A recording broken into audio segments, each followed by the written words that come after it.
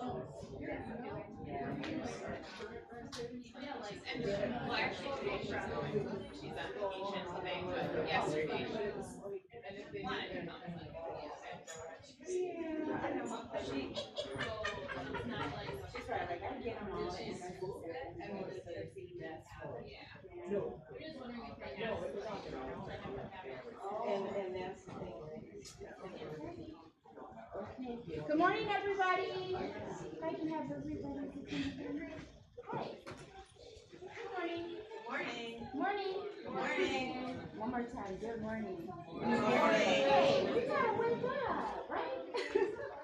It's today's Thursday. It's our second day of our annual August Mini Institute, and welcome to everybody who is going to be your first day, and welcome to everybody who's here for the second day. My name is Lynette, and I work here at Twin Cities Social Services, and I will be the moderator for this session. Today's guest is from AM Horizon Training Group, Mr. Andre Koen. Mr. Koen is an energetic presenter, a powerful communicator, and a dynamic teacher. Welcome. There are many words that describe him. Like they're putting chairs in the back. They're like, no. The most illustrative is Andre the Enkindled Spirit. Andre is a diversity trainer in Minnesota. He provides face-to-face and online courses on diversity, education, including leadership development, empowerment training, anti-racism training, and team building. Most of his clients include professionals needing continuing education credits.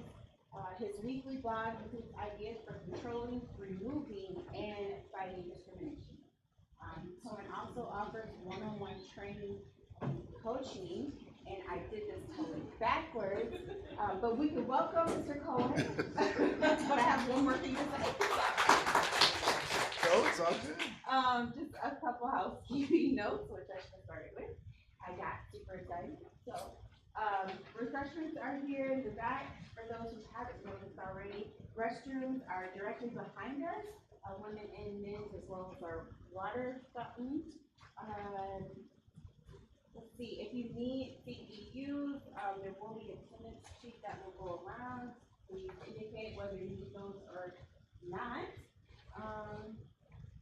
And also just a note, this is we do have a break in our session, and I don't have it. Yep, the schedule's right there. Sorry. Yep. 10? Okay, so, well, I guess it's kind of based on but typically we have one break at 10 to 10:15, then you come back for the second part of the session. Today's session is called Cultural Competency 2.0. Mr. Koen, everybody. Thank you. Yeah. So if you are at a table, you'll notice there are sets of resources that are in front of you. If you're not at a table, you will notice that you do not have any resources in front of you. So, so we will be using those resources. So the first thing I'd like for you to do is to take the 11 by 17 piece of paper that is in front of you and fold that in half. And I think the technical term is hamburger hot dog. And there are plenty of seats where resources are available closer to the front. So if you're in a place where you don't find any resources, we will be using those. So fold it in half and then fold it into another quarter. And you'll have a nice little booklet that looks like this. Great.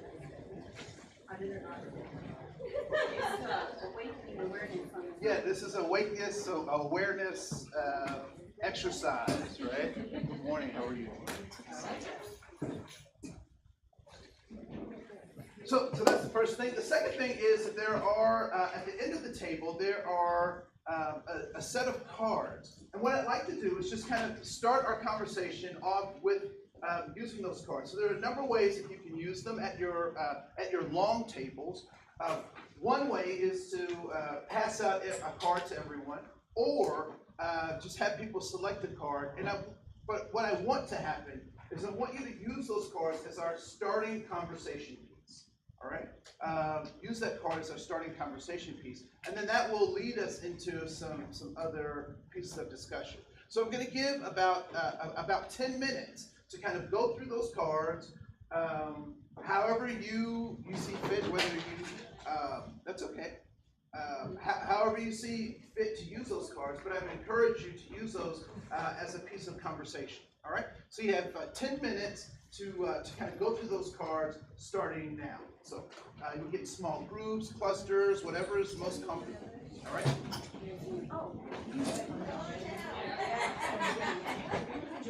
You're the next contestant.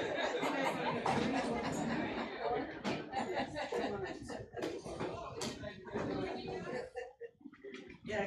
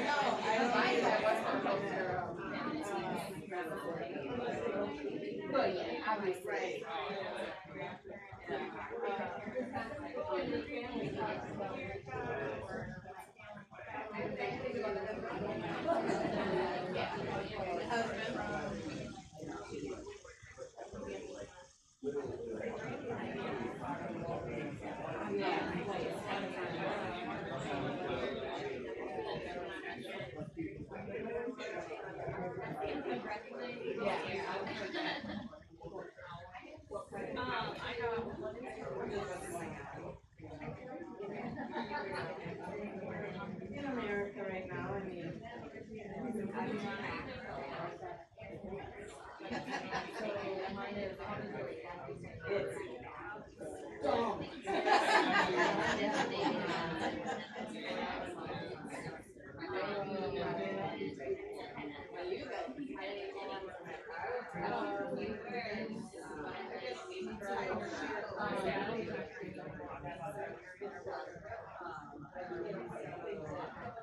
I think my family avoids that. You know what I mean? Like, it's known that we have people who don't specifically.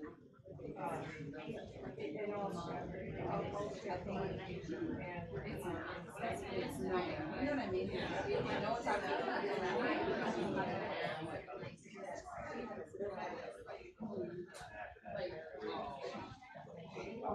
yeah, and I think that's like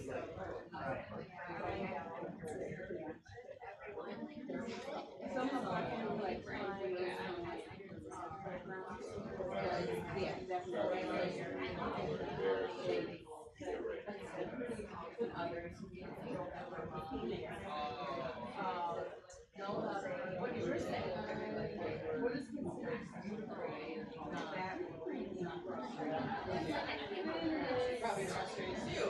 Yeah, right. It's crazy.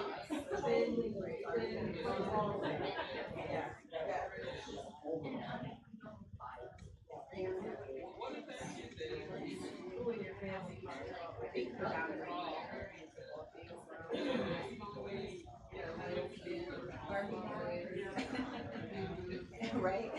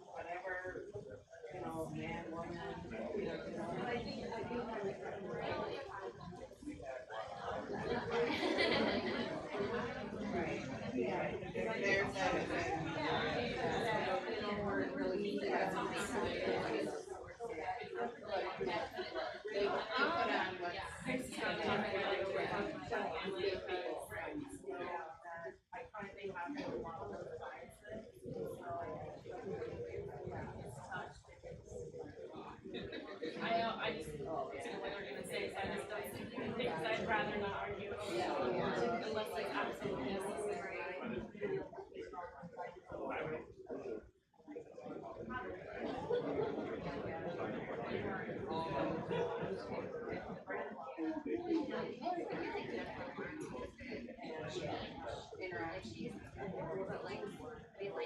In my day, I always talk about like racial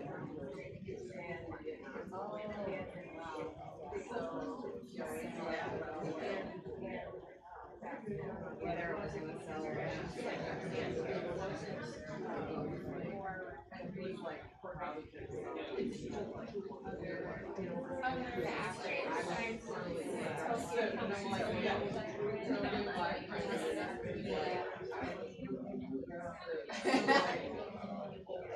Four, three, two, one, and I want to say thank you so much for taking a risk and addressing some of those questions. Was there a card or a question that you had or one of your colleagues had that sparked that you thought sparked conversation, or at least sparked you to think critically about something about your experience or sharing another's experience? Was there a particular card that got folks really sparked in their thinking? Or you found it interesting? You just breathe. And I can't read your name tag. So. Okay, so you just breathe. So now you're the person. So what about your card or the one of the cards I had was the card.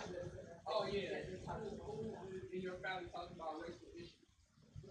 And, you know, we all been had, you know, different experiences. So, Okay. So you know, if I open this up to the rest of us, who in our family talks about racial issues? And I'm not just meaning in a positive way. People can also talk about racial issues in a negative way. Are there people in your family? Let's start there. We'll raise our hands. How many people in our family at least talk about racial issues, whether good or bad, or positive or negative? They at least talk about it. Okay, cool. All right. There's still a number of people who don't talk about it, which is interesting. Right? Any other card that folks found interesting or that sparked a lot of conversation? Yes. Talking about gender issues, or was there a specific question? So how do you talk about gender? So how do you talk about gender issues, right? So let's ask a similar question. How many family systems actually have conversations about gender issues, either positive or negative, but at least talk about gender issues? All right, cool. There's still, again, a significant number of people who aren't having those conversations, right? Anything else that sparked interest? Yes. I thought it was interesting that you had one that said, what is the role of men in your culture? I feel like that's shifted so much today. Like, it's hard to be happy. Yeah. So a card that she had was, what are the roles of men in your culture? And she said things have shifted so much that she doesn't necessarily know that she has an answer for that. And hopefully I can give you in our presentation an answer for that and actually explain why you might not have an answer, right? Any other things that caught people's attention or you thought were interesting? Yeah. This was her card, but we thought it was interesting. It was what should others know about your culture? And that, I guess, we talked a little bit about that, and then we passed it because none of us could really figure out what to say on that. Because when I meet somebody, I don't think about the culture.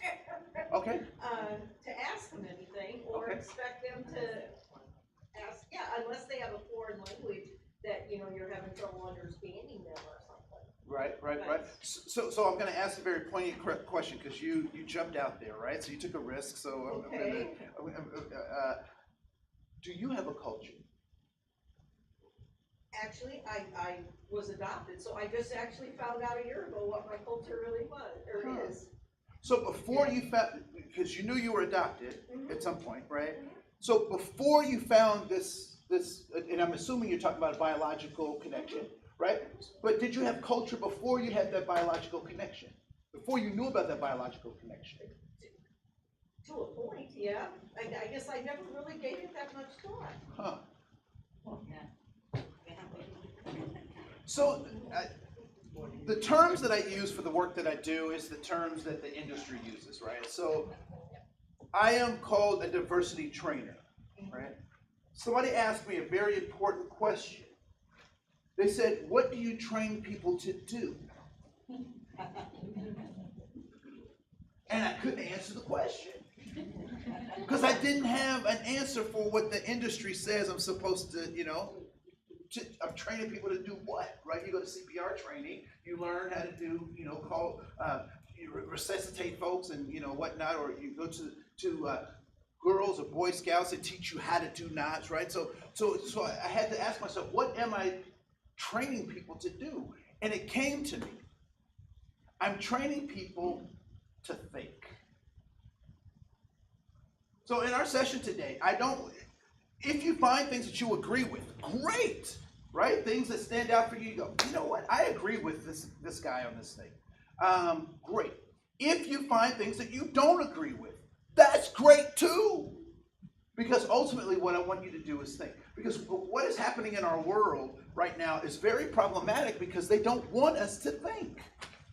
I'll never forget, I worked at a charter school over in St. Paul, in the Midway area of St. Paul, and we were teaching our students to think, right? How to be critical thinkers. It's a skill that young people have. The workplace says it wants critical thinkers.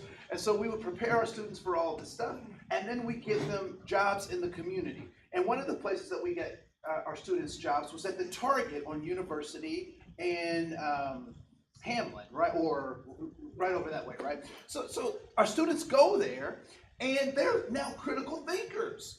So they go into, an entry-level job at Target, and they're putting up displays using their critical thinking. And what do the supervisors say? That's not what we want you to put this. The chart says 7 goes with 7, so we don't want you to necessarily be a critical thinker. And so a lot of times we have these kind of dichotomies that we have to wrestle with, right? So even our news media, they try to paint particular kinds of pictures and put people in camps, right? So you're this kind of person, so you're in this camp, you're this kind of person, you're in this other kind of camp. And so what I want us to do is be critical thinkers because we're not born with animosity towards anyone. We learn how we get socialized to have animosity, right? So we'll talk about that kind of stuff. So I have a PowerPoint presentation, and by the way, if you have questions, so anybody have a smartphone or cell phone? Do you guys have those? Okay, cool. What I'd like for you to do with those right now is to keep them on, because we may be using those during the session. And if you have questions, specific questions, at the top of the presentation, you'll see there's a link, a Google link right there that you can ask me questions anonymously, or you can give your name, and I will respond to those questions as we move forward. So that's right up there. The other thing is, I'm not checking on social media. I'm actually running the presentation from my phone. So if you see me looking at my phone, that I'm not doing. I'm here with us, right? So I have my presentation. You have a handout. I've got some cards. I have an agenda that I'm going to go through. But more importantly, or just as important as the things that I want to talk about, I want to know what you would like to talk about. So given the time that we have these 2 time blocks to talk about this idea of cultural competence, what were you hoping we might talk about given the allocation of time we've given to this subject? What were you hoping we might talk about? Or what would you like to talk about given this time?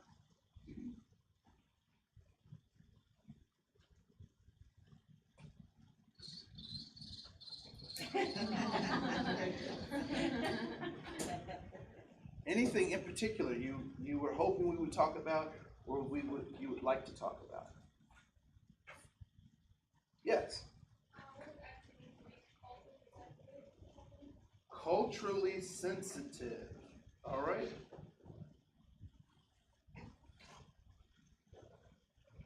All right. Thank you. Yes, there was somebody else breathed.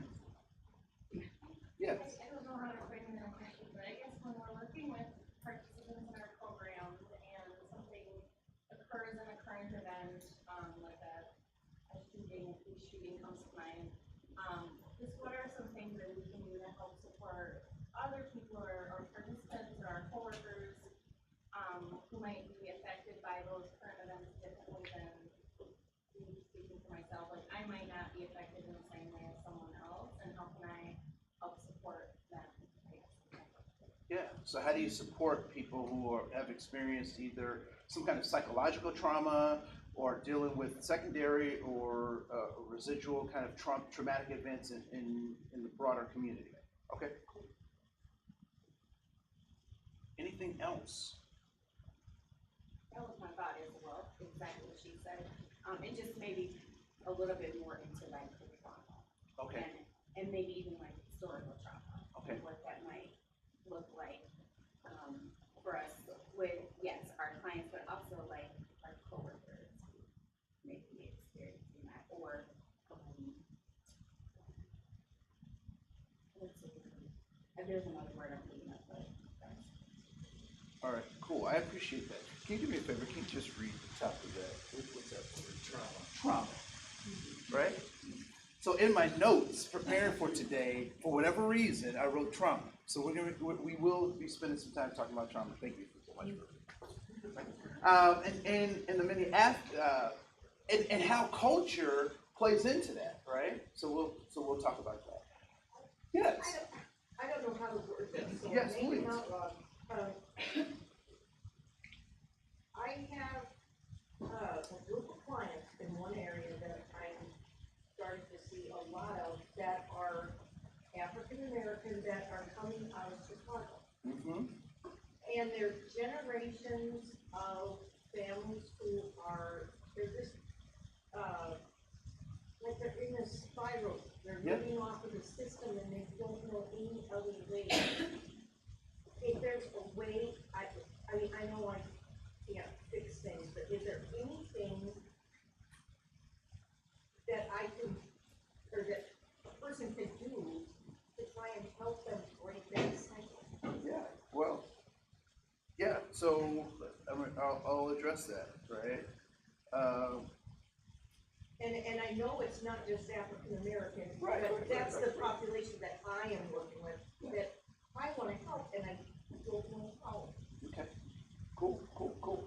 I'll address that, all right? Yeah. That comes up with what I was thinking. We all do charity work, but we're really interested in justice. So we're trying to figure out the charity and justice. But figuring out how to closer to doing justice together instead of just helping folks for a little bit. So instead of just helping people for a little bit, really help them in a in the system, was kind of getting. right? Yeah. Okay, cool. So those are the kinds of things we kind of talk about. I wrote some of those things down. They're part of what I had planned to talk about for today as well.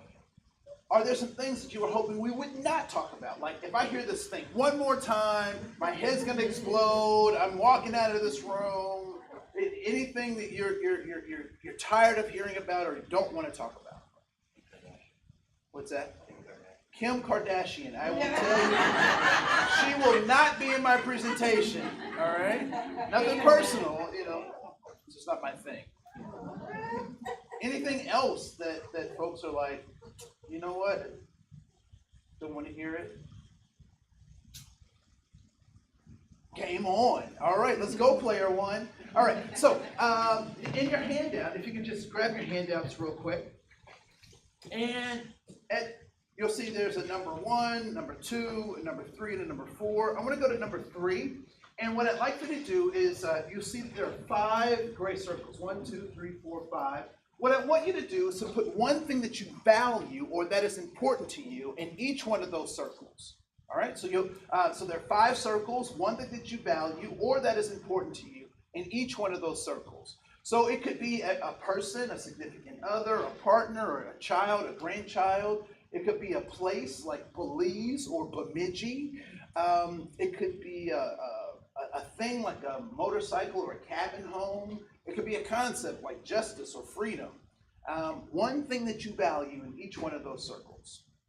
One thing that you value in each one of those circles. So you'll end up with 5 things.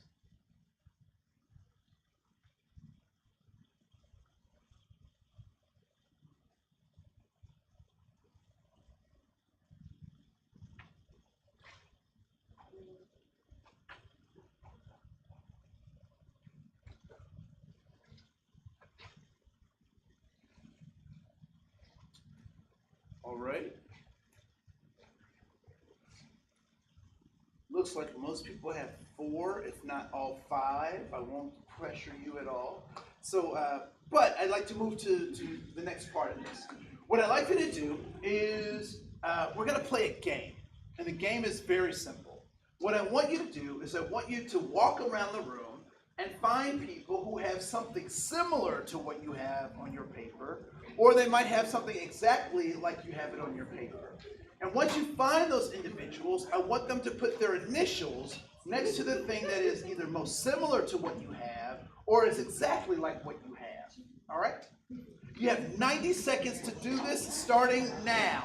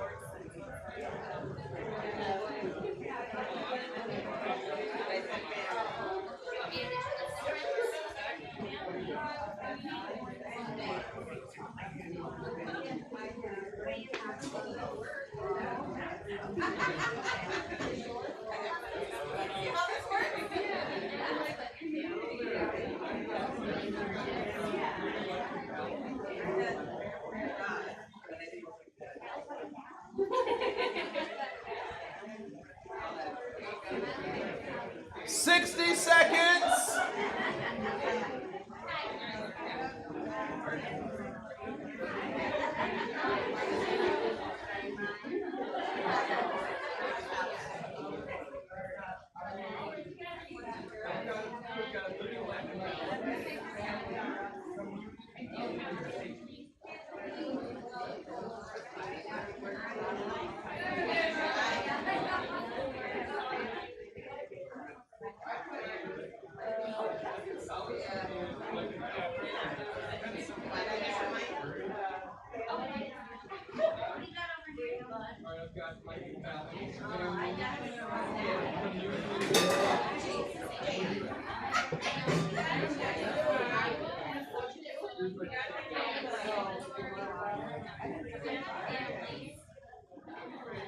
Yeah.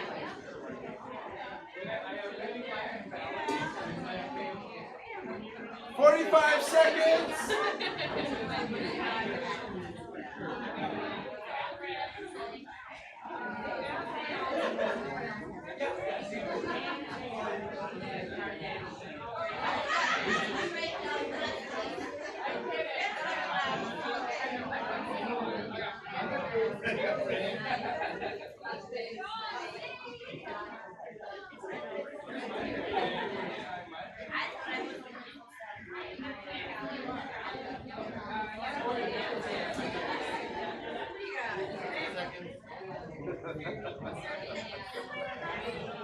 Five, four, three, two, one.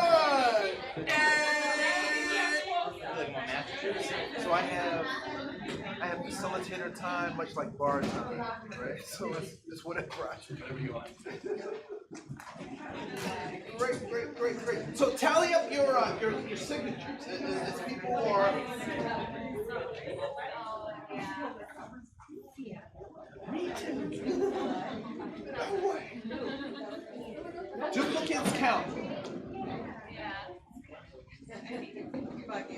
So was there anyone that was able to get at least 5 signatures on your paper? All right, cool. 7? 10? All right, more than 10? Anyone get more than 10? What's your number, sir? 11? All right, yes. 12? Yes. 13? 17? 16, all right. Thank you for blowing up the curve. I appreciate that, right? All right. So, as you were walking around the room, and I'm assuming that everyone was at least able to find one person to connect with, to sign on their paper or have someone sign on theirs, right? Okay, cool.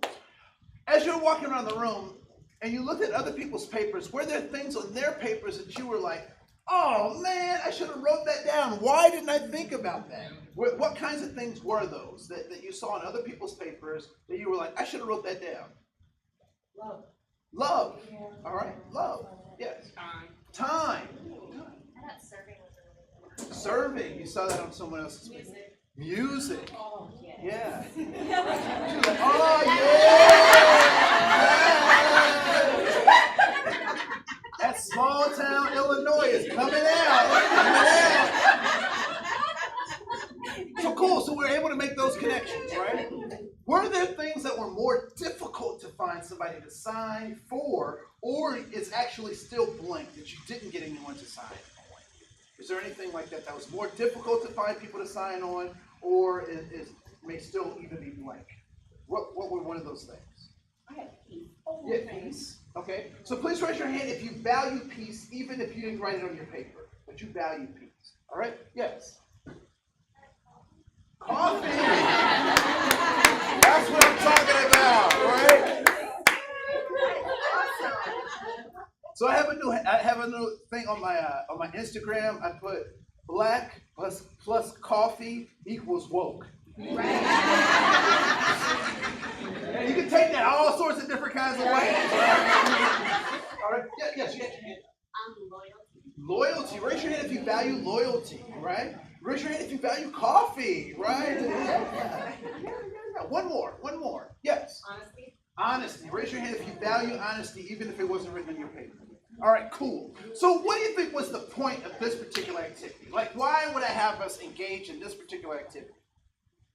To see what concepts we value. To see what concepts we value. All right, what else? Why else might I have us do this activity? To show that there is commonality amongst people that are different. Okay, so there's commonality among people who are different. Why else might I have you do this exercise? So that we can think, right?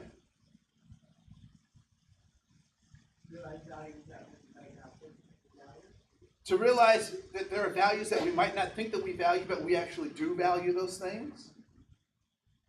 Because we have a lot in common. And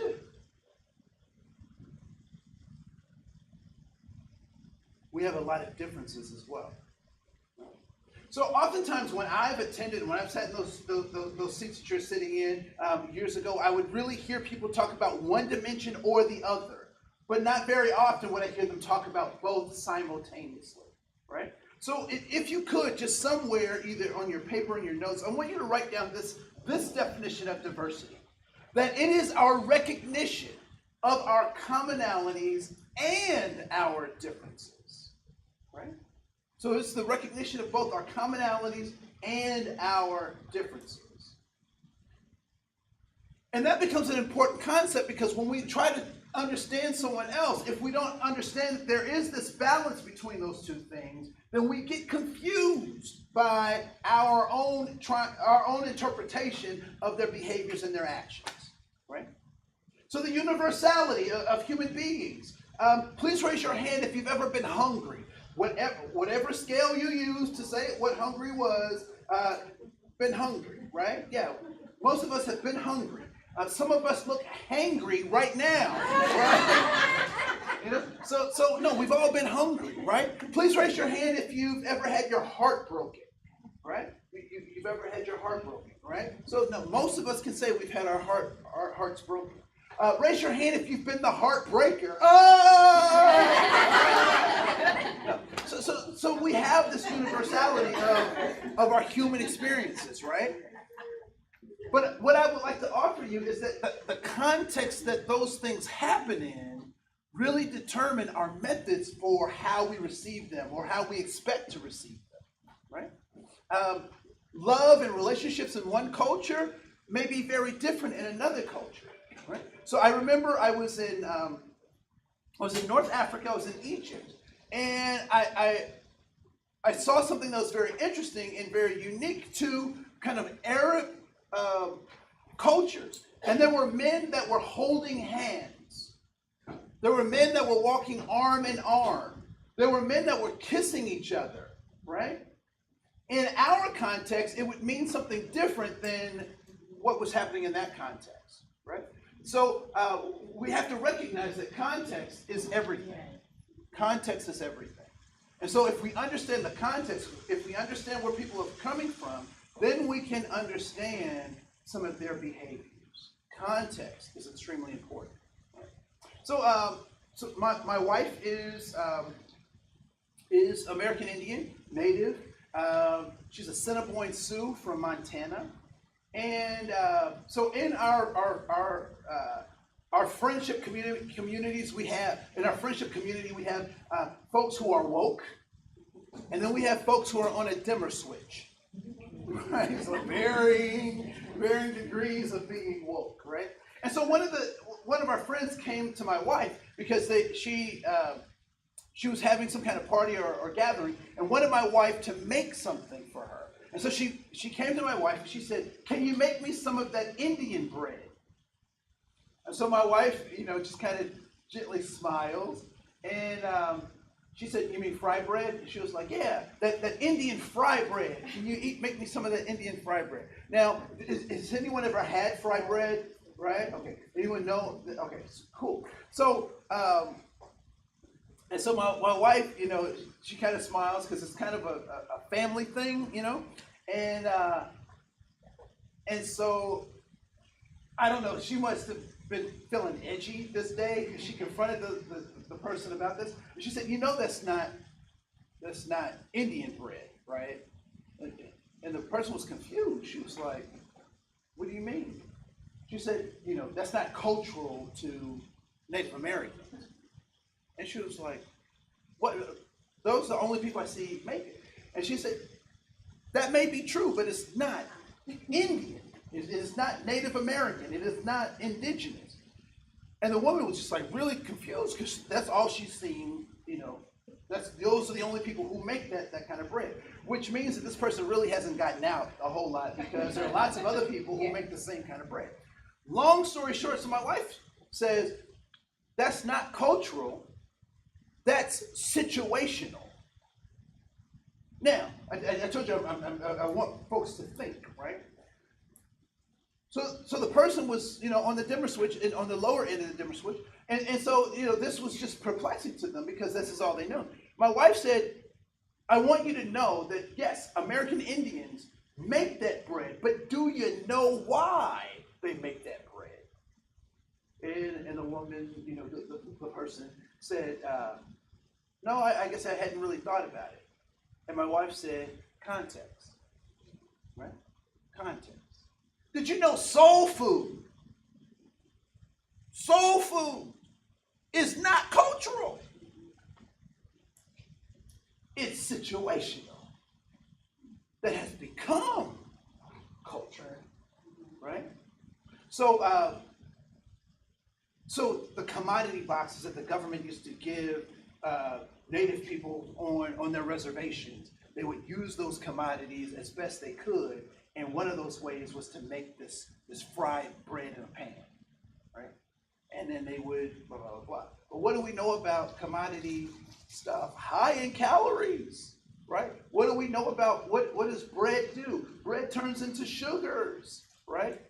So anyway, I don't want to get into why the government was given this stuff and then how we see our brothers and sisters today suffering with diabetes, right? In lots of POCI communities, right? People of color and indigenous people communities, diabetes is running rampant. But that's a whole other conversation that, if ever I'm invited back, we can have that diabetes conversation. Right?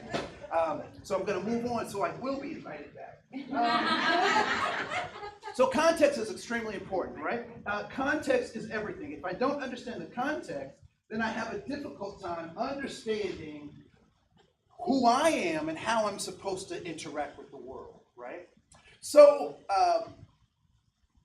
now I'm having a struggle. So I have a 4-year-old daughter, and I've wanted her to be an empowered, young, strong woman. And I have created a little monster. Right? So the kinds of shows I've been having her watch are like superhero girls. I don't know if you've ever seen. So these are the female teen high school, versions of like Batman and Superman and blah blah blah blah. And so they're doing all this girl stuff, but then they punch people, right? So now my daughter has become this bully who's now empowered, like these. She's like, yeah, we can talk about that, but I'm gonna punch him. And I'm like, no, you're 4. Let's not do that, right? So she's punching the dog, right? She's like, get out of the way. It's a noof. I don't know if you know. So she's like elbowing the dog, all this kind of stuff. What's that? Dogs are on your face. So before we got to the superhero girl stuff, I found this movie that I just absolutely adore. Now, I despise the company that made the movie, but finally they got something right? So it's a movie called Moana. Has anyone seen that movie? If you haven't seen it, I would encourage you to see it. Moana, right? So it's made by, I think, Disney Pixar or Disney or whatever, and I do not like Disney films. I don't like them because I've been tricked by Disney films, right? So one of my favorite Disney films growing up was Aladdin, right? So, Aladdin, and Robin Williams being all zany and all that kind of stuff. Has anyone watched that as an adult? I was like, oh, that is so horrible. That is horrible. Think about Pinocchio. You remember Pinocchio, right? They get turned into donkeys. Like who does that to kids, right? That's horrible. Cinderella, what kind of example is that? And then what do we say about a lady who lives with 7 dudes, right? Three's Company before, anyway. So trick by Disney, right? And the biggest trick was Beauty and the Beast. I don't know if anybody's ever seen that, Beauty and the Beast, right? How does that story go for Beauty and the Beast? How's the story? Yeah. Yes! It's a classic story of Stockholm Syndrome, right? Like, he kidnaps her, locks her in a thing, can't go there, don't eat this, can't talk to that person. Sounds like domestic violence to me, right? But they finally got it right with Moana. Now, I had high hopes for Brave. I don't know if anybody saw Brave. I had high hopes for it. It was about a girl who was, learning about her womanhood and strength. But in most Disney movies, they spoil it with the love interest, right? There's always got to be some kind of love interest. Now, Moana is set apart from all of those movies because, for those of you who haven't seen it, I'm going to spoil the plot for you. Because the plot is very simply a girl on an adventure. Imagine that, right? She's not chasing love. Love's not chasing her. She is just on an adventure. And so I am programming my daughter for this adventure stuff. And so, we got a kayak and a canoe and that kind of stuff. And she keeps trying to jump out because she wants to be Moana. But that's cool. I can work with that. That's why I pay for swim lessons, right? So one of the key phrases, though, is that as she's on this journey, she meets Maui, who is kind of her Yoda, if you will, right? Her spiritual guide or whatever, her mentor. And he says something that I thought was very profound. And he says, if you know where you are, you know who you are. Now, when we first hear that, particularly from a Western point of view, it sounds it doesn't sound very intuitive having said that. But your parents talked about that all the time. They may not have used those kinds of words, right? So you would be in a particular place, and you would try to behave like other people in that place. And what would your parents say? When the behavior wasn't the kind of behavior that was acceptable in your household, what would your parents say? Behave. And we don't act that way, right? Or your behaviors at school may have been very different than your behaviors in the playground, right? Because you knew where you were. Those of us who've gone to houses of worship, how I act in the house of worship and how I act at a basketball game, totally different because I know where I am. And so when I know where I am, I know what's expected of me, right?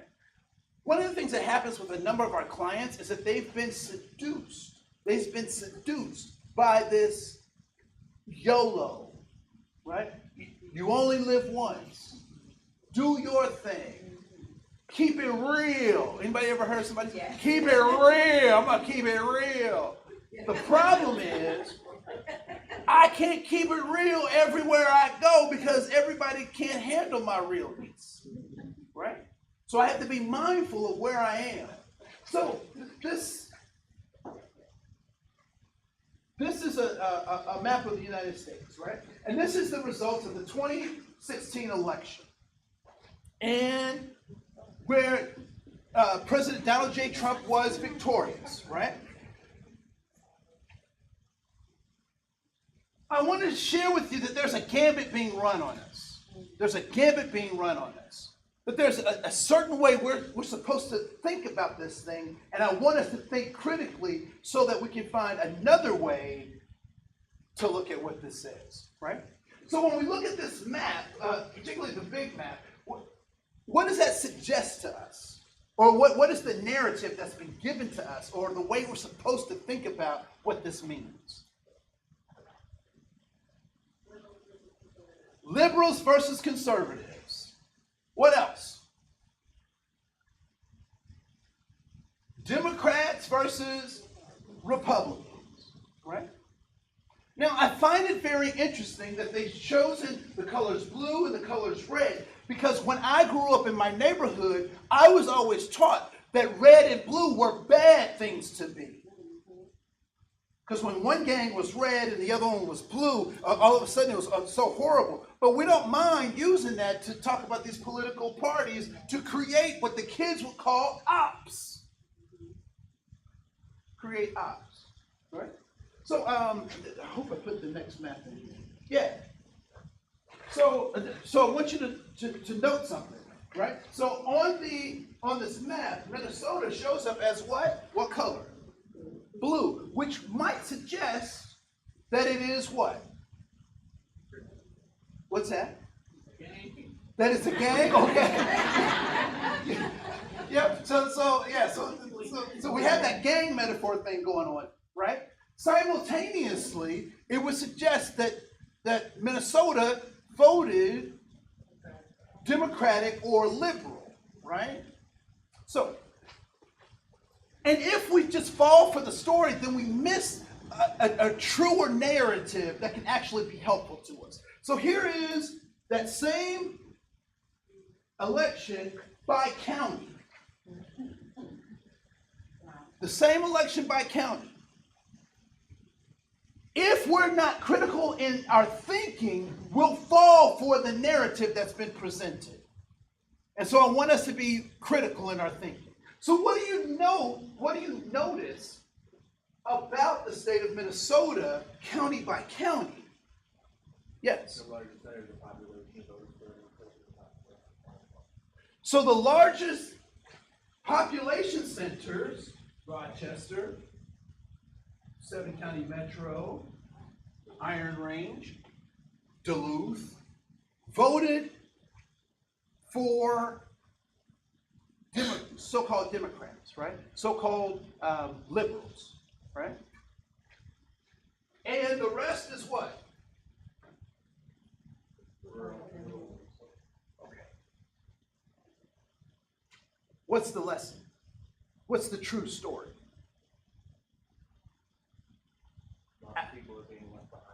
Lots of people are being left behind economically. That's part of the story. What's the other part of the story?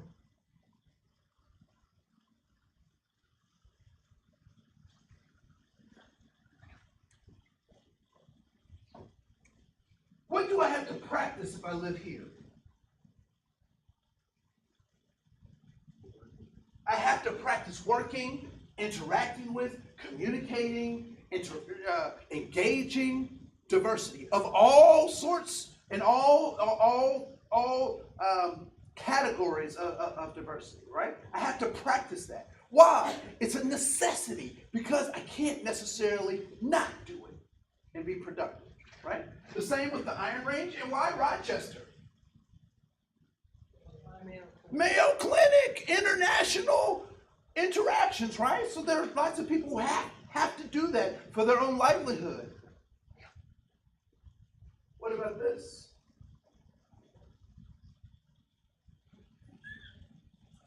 What's that? They're all white old farmers. So oftentimes white old farmers, which also means what? If the other thing is true, if this is true, that this is a necessity for me to live and to breathe and to interact and have success, what does that mean for this area? That it may not be. Yet. Right? So then what is the true story? It is not liberals versus conservatives. It's not Democrats versus Republicans. It's conservatives with a small c and liberals with a small l. That we actually need to have more conversations across these lines and interact with folks so that we can understand how our fates are connected together. So what does conservative with a small c, what's the definition of conservative with a small c?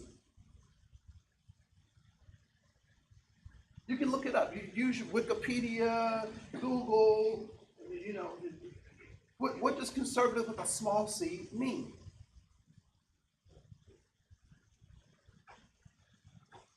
Doesn't it mean like less government interaction with society? So you're going to the political thing. I want to know what the actual words mean. What does the word conserve mean? I think the traditional attitudes and values and cautious about change or innovation. Cautious about change and innovation, holding on to values. Anybody have a different definition or one that can add to that? Don't take a lot of risk. Please raise your hand if you like your standard of living.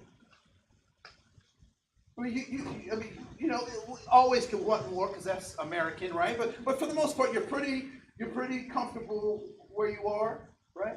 Yeah. How many of you would like to conserve that? Not go backwards. At least hold on to what. Please raise your hand if you want to hold on to what you got. You're a conservative. conservative. What does the word liberal mean? Can somebody look that up for me too? Liberal. The word, not this political thing that we like to talk about. Well, what is liberal? What does it mean to be liberal? Concerned mainly with broadening a person's general knowledge and experience rather than with technical or professional training. To broaden one's experience. To live a life outside of the boundaries or confines of particular things. How many of you would like to have some liberty? To be able to do the kinds of things that you desire for your family, right? So you are liberal. My point being, let's not get trapped into these dichotomic conversations without having the conversation. I will submit to you that those folks who wear those Magna hats want the same things or similar things as Black Lives Matter. But how they get those things is very different. And that is contextual or developed out of the context. All right? So let's look at our context. So on page 1, Declaration of Independence. Let me just touch on this real quick. Yuri Bronfenbrenner. I don't know if anyone's heard of him. Look him up. He's a really great guy. Yuri Bronfenbrenner started the Head Start programs. So he's the psychologist behind Head Start, of which I was a benefactor of, right? So I was a Head Start kid. And so he really talks about this idea that context is very important. So where you grow up, how you grow up, your family systems, the places where they are, really have deep impacts on our ability to adapt to the context that we're in. So just so you don't have to take my word for all of this, you can look at Yuri's work as well. We'll come back to that. So we'll stay right there. So number 1, Declaration of Independence, paragraph 2. We hold these truths to be self-evident, that all men are created equal, that they are endowed by their Creator with certain inalienable rights, that among these are life, liberty, and the pursuit of happiness. Wonderful, amazing words. Wonderful words. The preamble to the Constitution. We, the people of the United States of America, in order to form a more perfect union, establish justice, ensure domestic tranquility, provide for the common defense, promote the general securing of blessings of liberty to ourselves and our posterity, do ordain and establish this Constitution for the United States of America. Wonderful, powerful words. Anybody ever get encouraged just reading those words? Because I do. I look at the best that America can be in these words. It's a beautiful picture that is painted. But while the ink is drying on this picture, while the paint is settling on this picture, what is simultaneously also happening? So the transatlantic slave trade, the economic system of slavery, is a part of this new American system. What else is happening?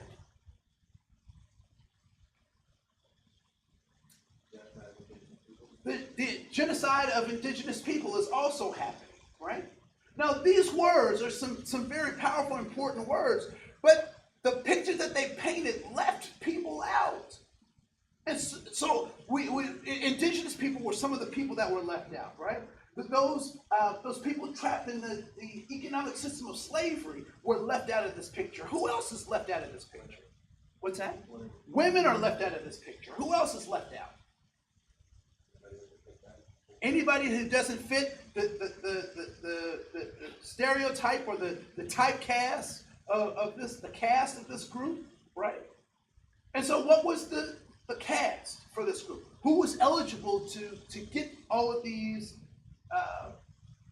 advantages of these writings? Rich white property owners. Now, here's an interesting thing, and I want you to think about this. In the early days of the settlement of the United States of America, starting with the colonies, were the rich white landowners the majority of white people in the United States, or what would come to be known as the United States, or were they the minority of people?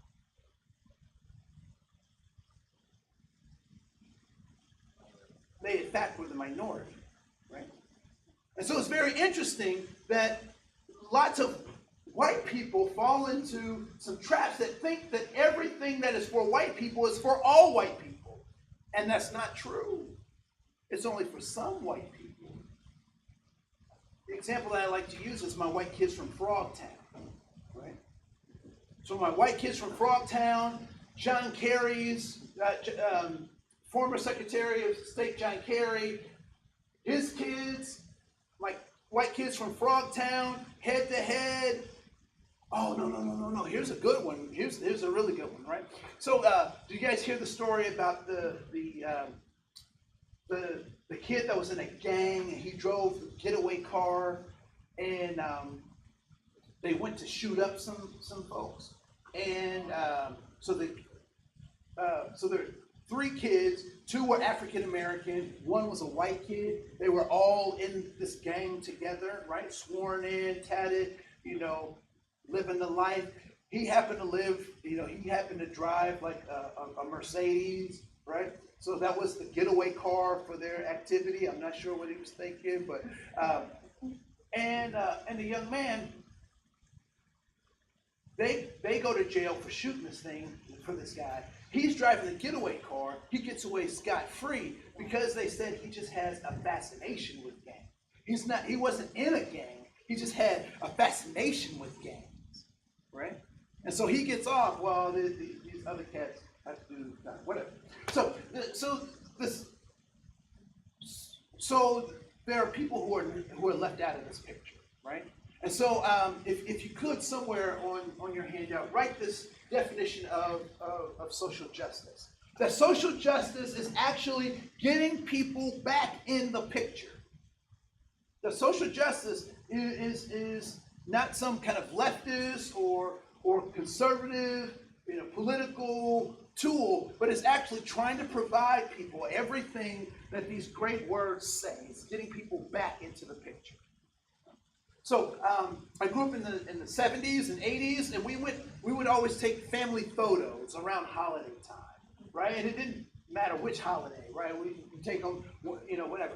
And so now the interesting thing, we would go to a place called Olin Mills. I don't know if anybody's old enough. Okay, cool. So for those of you who didn't laugh, Olin Mills was this kind of like the Sears studio or whatever, and Olin Mills, they had these like oatmeal gray backgrounds in all their pictures, and you just looked uncomfortable, right? Because they were, everybody, there was no personality that came across in these pictures. Everybody's just kind of like, and then they started getting fancy towards the end of the life of these kind of big studios and stuff, and so they would start doing innovative things, right? So they would, so you take the first picture this way, and then they'd have you like look off into the distance, and then take another picture, and then they superimpose those pictures together. It's just like the weirdest like mind trip. Like, what are they looking at? Like, why are they doing that? All that kind of stuff, right? So we would go to Olinville Studios, and the excitement would be, because back in those days, pictures weren't automatic, right? So you didn't get on the log ride, go all the way down, and by the time you got off the log ride, there's the picture of you on the log ride, right? So you had all this time to wait. So this anticipation would build and build and build and build. And so finally, when the pictures would come back, who do you think I looked for first? Me. I looked for me. And then I had all kinds of commentary about how I looked, right? I don't know if anybody else has. I have a little bit of an ego. And so, I have all this commentary and all that kind of stuff. But I wonder what would have happened that first time if the pictures came back and I know I was there, everybody else knew I was there, but my face is missing. If that had happened to you, if you look at a picture that you knew you were in and your face was missing, what would you think the first time? Yeah, there must be some mistake, right? Some kind of technical difficulty or whatnot, because obviously I was there, other people know I was there, but I'm not in the picture, right? So it must have been a mistake. But what happens at time 15, 16, and 17 of this happening? That not only do you think it's intentional, you start thinking it's something about what? Me. And then you start telling people, well, I don't take pictures well. I'm not good at pictures. Pictures aren't for me. right? So you, not only do you recognize that it may be intentional, but you also recognize, you start to internalize some of that stuff. And in fact, may not even have much to do with you, right? But we start to internalize that stuff. How many clients have we worked with who said, you know what, I've been trying to do this thing, I've been trying to make this thing happen, that's just not for me. You know, somebody said, so I teach an education course at Bethel. And so we were talking about dropout rates and this achievement gap and that kind of stuff. And you know, people were, you know, some of my students were like, well, why do kids, you know, drop out of school? That's their best chance of having a good life. Why do they drop out of school? And I smiled and I looked at them, I said, kids drop out of school because they're smart. My students were like, what do you mean they're smart? That's not smart to drop out of school. I said, it is smart to drop out of school when you recognize that school, from your purview, school's not going to offer you the same opportunities that it does everybody, right? So if I can go make that cash today, I can live for the day because I don't think there's going to be a tomorrow, then no, the smartest thing for you to do is eject yourself out of that system and go make this thing happen, short term. But what we also know is that you can't live that short-term life long term. Right? I have a young lady who was a student of mine who's now a friend of mine, and she's now on a really good path. I'm happy for her. Nice family, you know, just doing great things. But before she got to that point, she was like, Andre, I can't live that square life. I was like, what do you mean square life? You know, like a 9 to 5 doing the thing, you know, there's no excitement in that. And I looked at her and I said, exactly. Because the kind of excitement she was looking for will kill you. I don't need that level of excitement. I need boring, right? I need to sit right by the lake and be boring in my 70s, right? So important things to recognize. And so here are some examples of how people have been left out of the picture. Context is everything. If we don't know where we are, we don't know who we are. We are on native land. We're on native land that was tricked, swindled, and stolen. If we don't recognize that in our interactions with folks, then we get arrogant. And then we start believing our own thoughts about our privilege and our power. So, I walk into this room with a certain amount of privilege and power. I'm a cisgendered male, which means that my physiology and how I identify myself as male fits into the box that is created by this particular social context, right? I'm an English speaker. That's my native language, right? I am a conservative Christian. I have letters behind my last name because I've matriculated through higher education, right? I am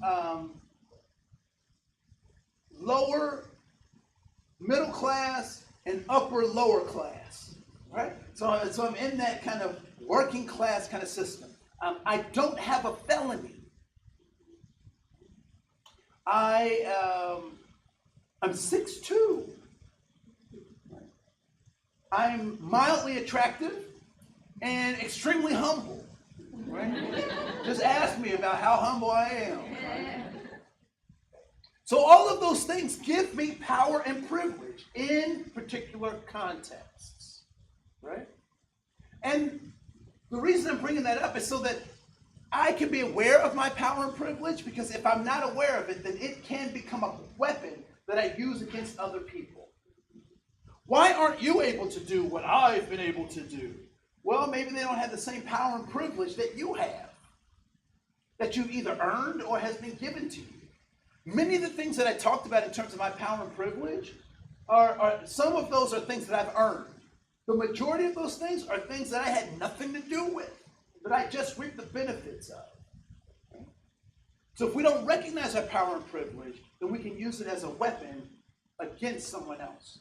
So what I want you to do is I want you to think about your own power and privilege. So what privileges do you have? You can write that anywhere in your notes, on the paper. You write it on the back, whatever. So what are your privileges? What privileges are you, either those that you've earned or those that were given to you? What are your privileges?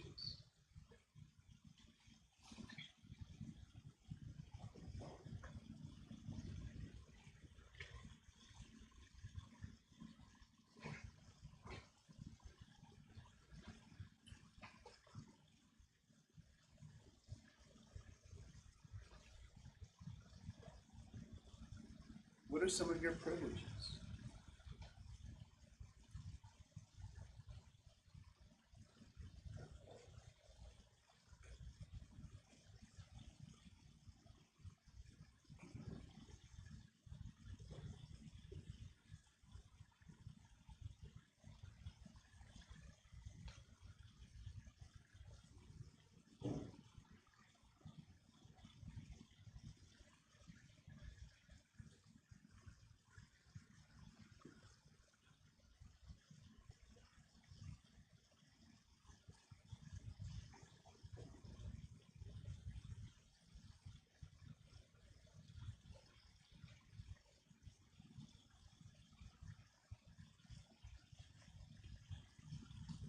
Okay, stop right there.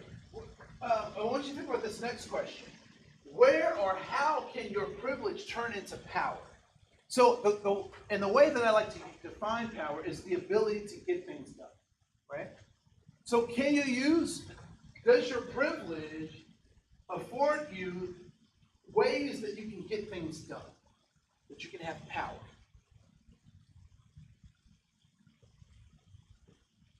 My privilege of being an English speaker provides me power in certain kinds of contexts, right?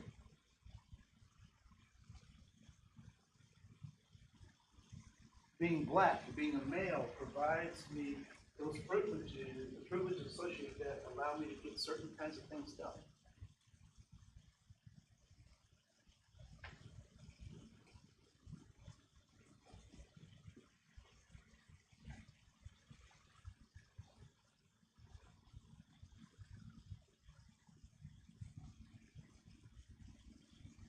The next thing I want you to think about is it possible that your privileges could be a liability?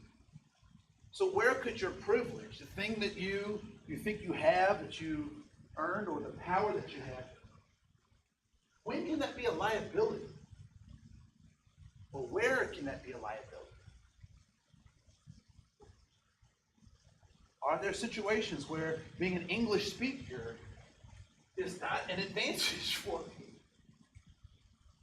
Are there situations where being a cisgendered male may not allow me to actually be effective in getting things done?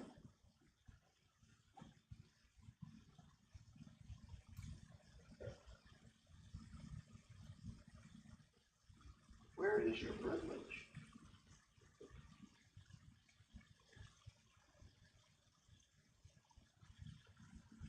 So what I'd like to do next is to have people share with an elbow partner whatever that you discovered about this process that you want to share. You don't have to share what you don't want to share, but as you thought about that process, share with an elbow partner some of your thoughts as you were going through talking about your privilege and your power. And I'll give about 7 minutes for that.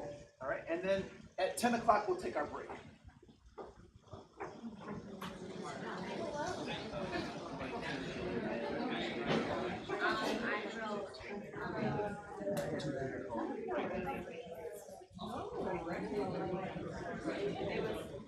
Should have put a group partial.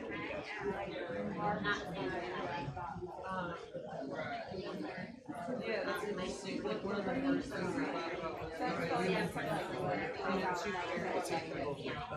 Oh, sweet. Things that What was your program? Okay. What is PTS? PTS. Oh. Oh, what? Yeah. And yours was art, Angela? Art history. Okay, sweet.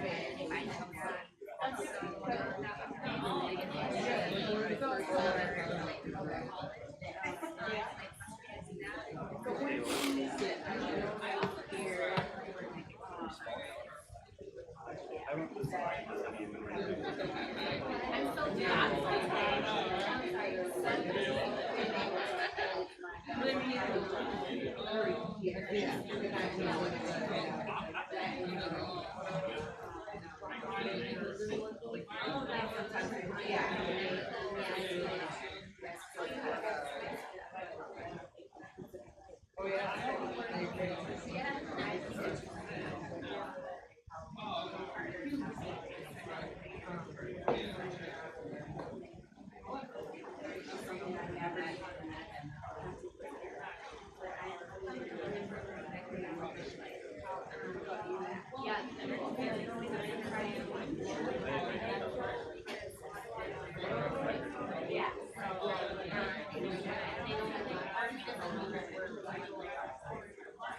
mean, that's something like.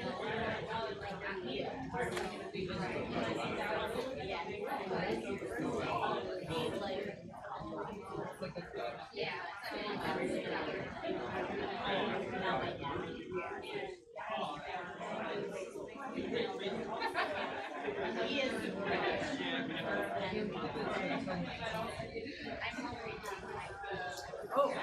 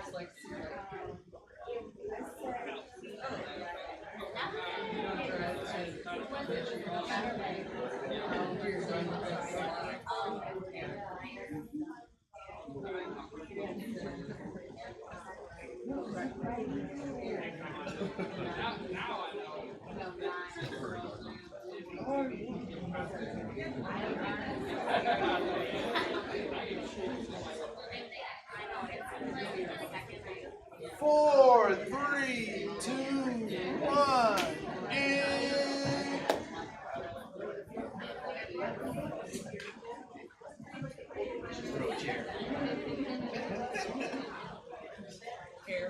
flow with the process. All right. So any self-discoveries, as you were talking about this idea of power and privilege, any self-discoveries? We don't think about it. We don't think about our privilege. Why is that? Why do we oftentimes not think about our privilege? So in some cases it's a given? Yeah, I mean, just, I was born here in the United States, that, but I don't think about it. What it is. So sometimes we just don't think about it because it seems so automatic. Right. It may not be impacting you in a negative way. So you don't have to think about it, right? Other folks? Yeah. I just think that when we come up with what our privileges, we think of just the normal things like our race and all that. But really, there's a lot of us that have like an amazing support system where that falls short for a lot of people that we serve because they don't have anyone to fall back on, and that just is inherent into us, and some of us are just really lucky, and some people don't have that. Yeah. I'm going to cause you to think, right? Anyone interacted with an autistic person, right? So someone who's on the spectrum, and so there's this concept called attachment. And are people familiar with attachment? Right, okay. So for those of you who did nod your head or raise your hand, so attachment is the relationships that the bonds that people make, particularly in familial relationships, right? And so traditional attachment, a parent to a child, looks like what? What is natural, kind of, not natural, but what's that? Affection. So give me examples of behaviors that would be associated. Hugging, right? So children naturally would hug a parent, right? Or a parent would hug a child, and that would demonstrate some kind of attachment or affection. What's another example?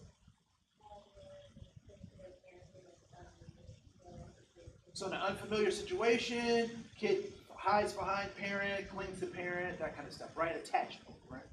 So I do some work at Adler Graduate School, which is a psychology school in Richfield. And one of the things that we've been really working with is helping people understand attachment differently. Right? Because people oftentimes say that autistic kids don't they don't have attachment. When that's not true. They have attachment. It just looks different. So in some cases, you'll see autistic kids who are really on the extreme of a spectrum have what we typically would refer to as antisocial behavior, right? But they have a thing with the parent, right? So I know of a parent who their kid has to have handy wipes. And it's just something about the smell of the handy wipe that is soothing to the kid. So they give them the handy wipe. And so the kid will be acting out, and the parent said, "Do you need a handy wipe?" He's not vocal, he doesn't communicate, but he takes a step towards the parent. That his attachment looks different, right? So he's not a kid that will ever hug or reach out or ask for or hide behind a parent in those ambiguous kinds of situations, but he has a different kind of attachment. And what I like for us to think about is that the people we're working with, they may have alternative ways of connecting and supporting each other that we may not necessarily recognize until we start building those relationships. So, I quit a job because my grandmother is sick. My grandmother's in Chicago, I'm working here, I'm done with this job. I gotta go see about my grandmother. Some people might say that's irresponsible behavior. But what does that behavior actually demonstrate? Character and caring and loyalty to family members. So that can be a strength that I can draw on and say, okay, you can be loyal and committed to this. How about in your own, how that family over there is important. What about your own family? Let's think about how do you create those things, right? So sometimes that, what I'll call attachment, we have to start looking for those strengths in different ways, right? Because if we use, and I'm working on this myself, right? So I have been colonized. What that means is I know how the dominant system works, and I know what I need to do to be successful in it. And so if I'm not careful, I use that as a privilege to mandate that other people do exactly what I did so they can fit in. However, what if their job or their destiny is not to fit in? People, oftentimes you'll hear people say, they're coming for your stuff. They want what you have. They stand your ground. You'll hear all that kind of stuff. When in fact, not everybody wants everything that you have. And so when we're working with our families, it's important to understand what are your goals. And if you don't have goals, let's set some goals for your family. I'm going to ask you a personal question. You don't have to answer it. It's rhetorical. But how many of you in your family, in your upbringing, had a mission statement for your family? I would imagine if your family is anything like mine, probably not. But I think it's interesting that we go into organizations and it's plastered all over the wall. It's on the handouts. It's on the thing. But as family systems, we typically don't have those. We have an idea of what we want for our young people, but we don't have a mission statement. I would say that for our most vulnerable families, those are the kinds of steps that they need to. So what is, single mother? What is the mission statement for raising your family? What kind of people do you want them to be, right? Single father, same-sex couple family. What are your goals for raising these families? What are your goals for yourself? Is it printed anywhere? Do you have a mission statement card or blah, blah, blah, blah, blah? All of that is to say that we have to give people some of the tools to help them think differently about themselves as opposed to having to always conform to the system. There comes a time for conforming, but it's when the individual decides that that's the time for conforming, right? I had dreads for a long time, down to my waist. I was not conforming to the system. I wasn't going to do what they wanted me to do until I decided what I wanted to do. Because what I found out was that my dreads were starting to make decisions for me that I didn't want made for me. So I'm in control of that, right? So I can make those kinds of decisions.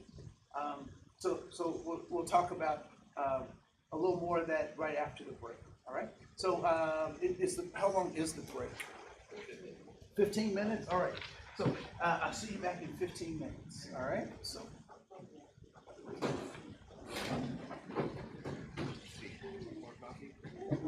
No. No, I'm good. I had too much. I put an extra shot of espresso in this.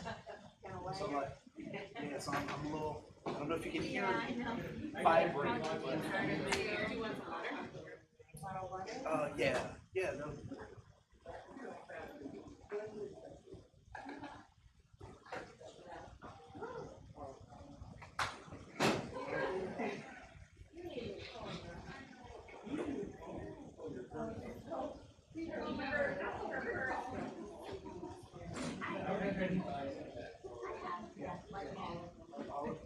Like all of them, yeah. Yeah, even after the last couple years.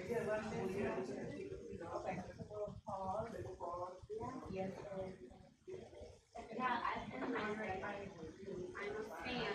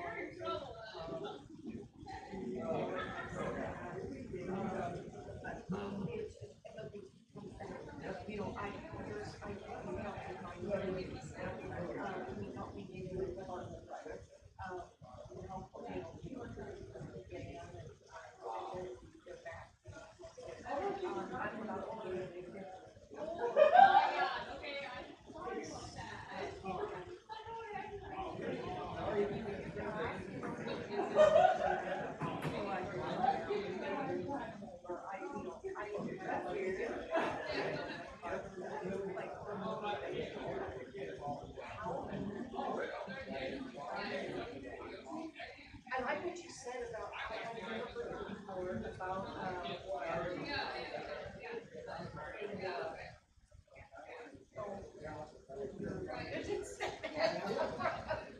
for a family, I've never heard that. Is there like a book, is there a book out there on a vision statement for Yeah, no, there are, so, Yeah. so, a couple of resources.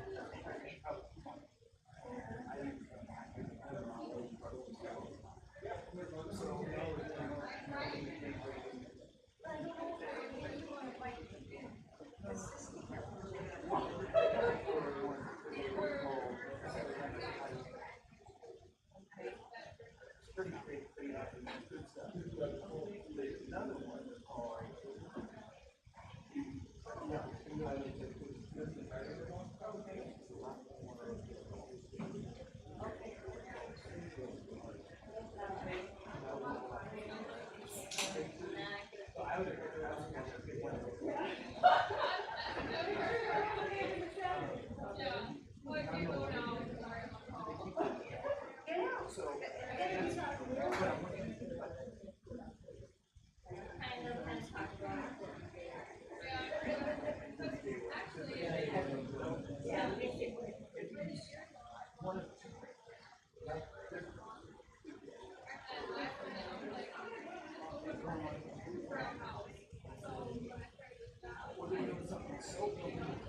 And that's a lot of times, the jail, they get out.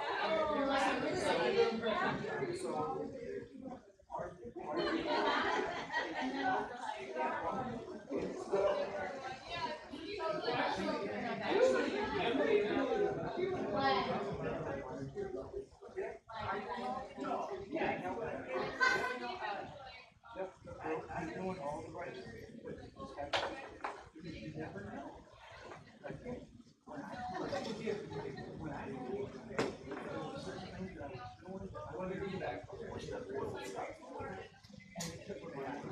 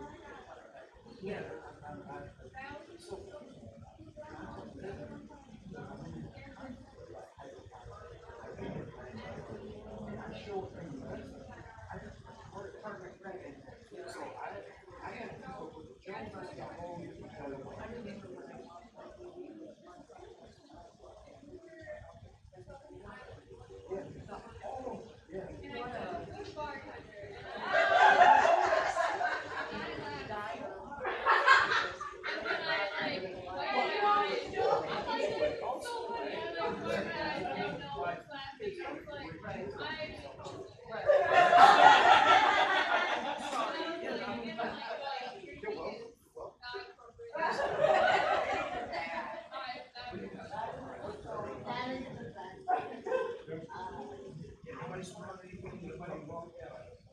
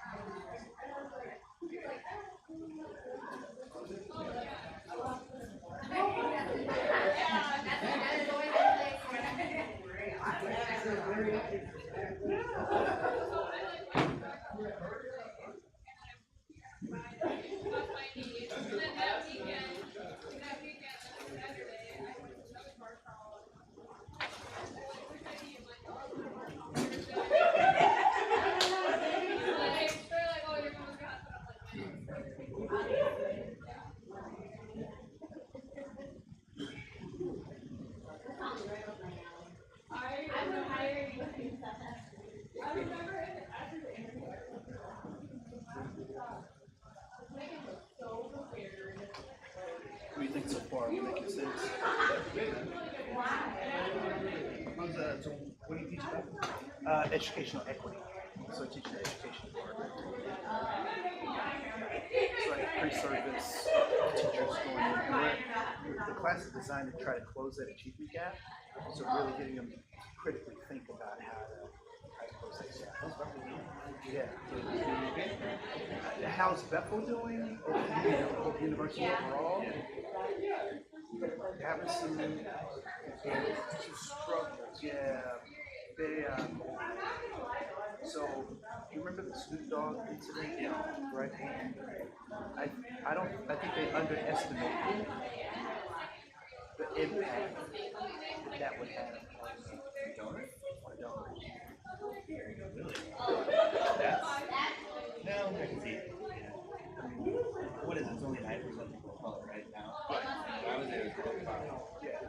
So I mean, it's growing, but for donors who know who Snoop Dogg is, having him is antithetical to everything that Bethel is supposed to be about. What's that? David Clark still is, right? He was a being student for a while. He was kind of in charge of everything for a while. Yeah, he's the kind of guy who, when he teaches the class, he signs his own book. I feel like it was relevant in like 1981, but like not anymore. Oh, his books? You mean his own books? Yeah. Oh. That kind of thing. One day I'll get to that level, and then I can trick the students out of their money. No. Yeah, no. I never liked it. So no, they're struggling around some of that because a lot of donors kind of say no, not so much, which is interesting because Northwestern is blessed with money and students because they're ultra conservative stuff, and it's so funny to hear people who don't know Bethel tell me about Bethel. They're so conservative and everything. I'm like, well, when I went to Bethel, so the Gay Straight Alliance just started. I've seen that lady trying to start that. Anyway, so Mark Reeser is still there. Amy Gustafson now is a crazy. David Williams is now out west. The philosophy part was still there. Humanity was still there. So that program where you actually got a little representation for like 4 years. I think I was talking about like 2003, 2006. And like that was the place where like liberal Christians we were kind of becoming more known than we like more progressive than we was. And then Russia was the opposite. Yeah, way more conservative. So like I don't think I'd be able to go to the like saving the faith. Like I was like, well, I'm not right a different way. But I don't think they would be. Most of my teachers now are united. Now Robert and more like Leon.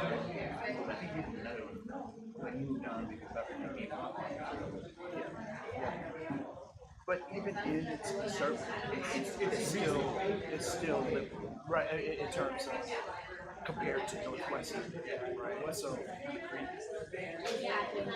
it's certainly different, right? So I was on the campus and I just saw skirts down to the ankle, and I can't disagree with that because those are people's choices. But I did find that interesting. I don't know that they have a dress code, But it's sort of like a but it's kind of this thing. Graham Jr. is kind of he's still kind of cool too. Yeah. Liberty University is terrifying.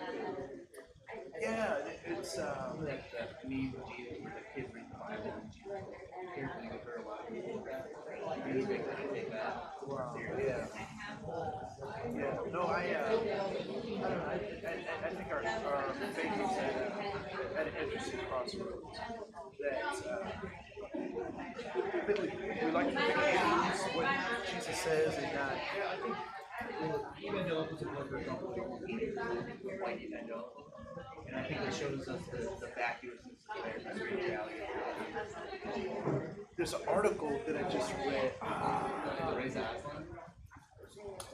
can't remember, but it talks about the kingdom of God versus the kingdom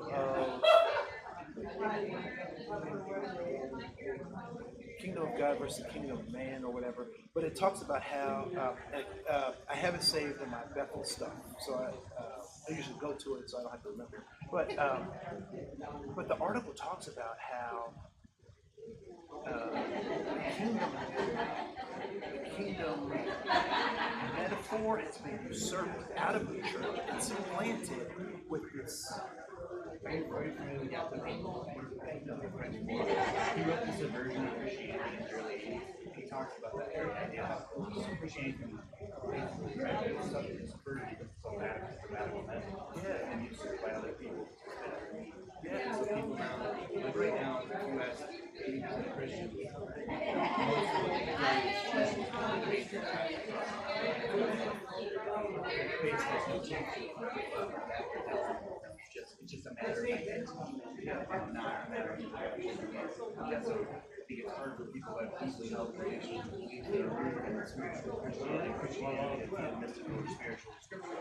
And like I really care about scripture, but I also because I spent studying it down. Yeah. It's like people meaning Christianity in a different way than we do. But it's hard for me to relate to pretty much like conservatives who are like still on like sola scriptura, but they don't know anything about it. Yep. They don't know what the consequences are. Right. Like that usually matters. It feels like it's such an important part in your life that should matter. Yep. And it's a part of the culture that I can't relate to. Yeah. Would you consider yourself to be almost Calvinistic in some of your Okay. If I were to put myself in that sort of box. Yeah, like Barry Taylor has a beautiful quote where he said, God is the main blanket that we put over a mystery that gives a shape. Yep. That's kind of okay. Sweet. No, it's a good place to be more wrestling.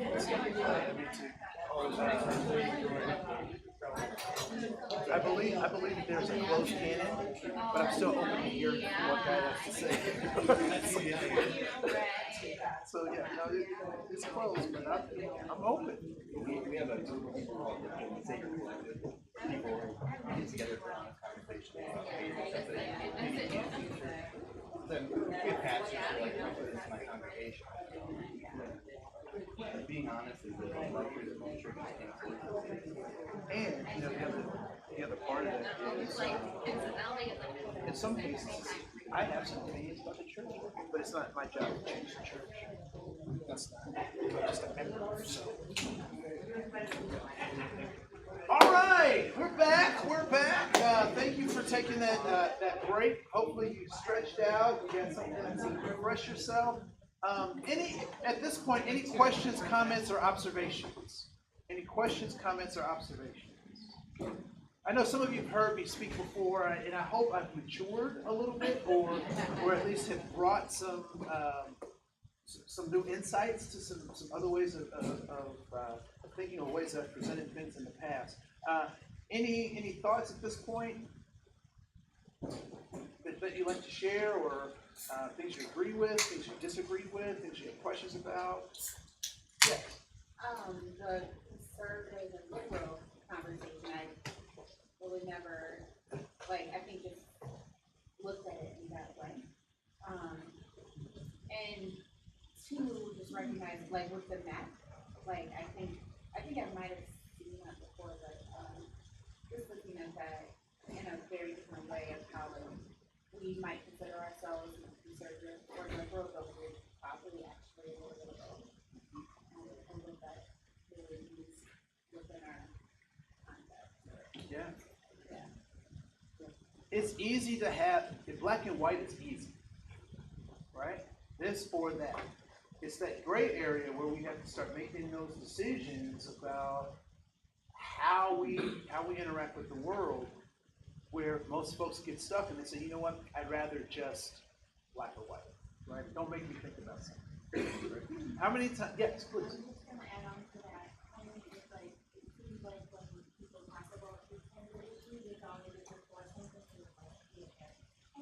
like, Yeah. and I think it's like, well, how can we change that conversation, or we can still stand for things that doesn't mean it has to be against something that is not there. This might be alarming to some of you, but I stopped being an anti-racist. I stopped being anti-racist.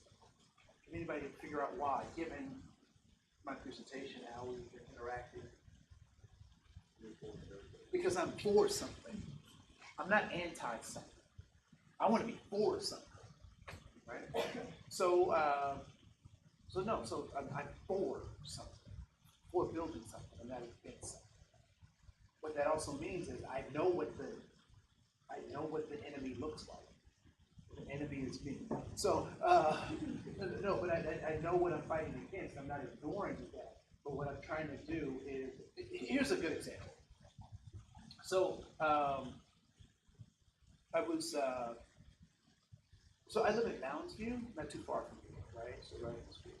And so right on County Road 10, there used to be this big brick monstrosity of I don't know if it was they would do all sorts of entertainment center, I guess, or whatever. They would do all sorts of stuff in there, right? So they had like ultimate fighting nights. They would have like bands that would come and play or whatever. So all that stuff. And Moundsview is not a mecca for diversity, like, right? So I think and it's funny because National Night Out just happened, right? And I would go to my National Night Out on my block with my people. I bought the house in 2000. And I go to National Night Out, and this was a couple of years ago, and they said, well, where do you live? Right? Which is interesting because it's National Night Out on our street. I live, you know what I'm saying? So where do you live? And I was like, I live on the street. So I'm talking to the people, and they're like, well, which house? I said, it's the brown house, the one that looks like a vanilla sandwich, right? Because it's brown and white, brown with white. A little, ice cream sandwich, that's what I mean, ice cream sandwich. And they look at me, they think, oh, the Erdl's house. I bought the house in 2000. The Erdls haven't lived there in over 18 years, but it's still the Erdl's house. So yeah, so it's just goofy stuff. No, but so I'm out there and doing some errands and whatnot, and so I go to this little hole in the wall kind of place. They have a great walleye sandwich, right? So I go in, order a little walleye sandwich. There's a guy at the thing, he's drunk. It's 10 o'clock on a Saturday. And the dude is drunk. So he's sitting at the end of the bar, and I'm like, oh, dude, we're the only two dudes in here. I don't, and the thing about drunk people is I'm not afraid of them because I can fight. If you fight like that, nobody will mess with you. I've learned that, right? Come on, because they're too busy laughing, right? And then you run.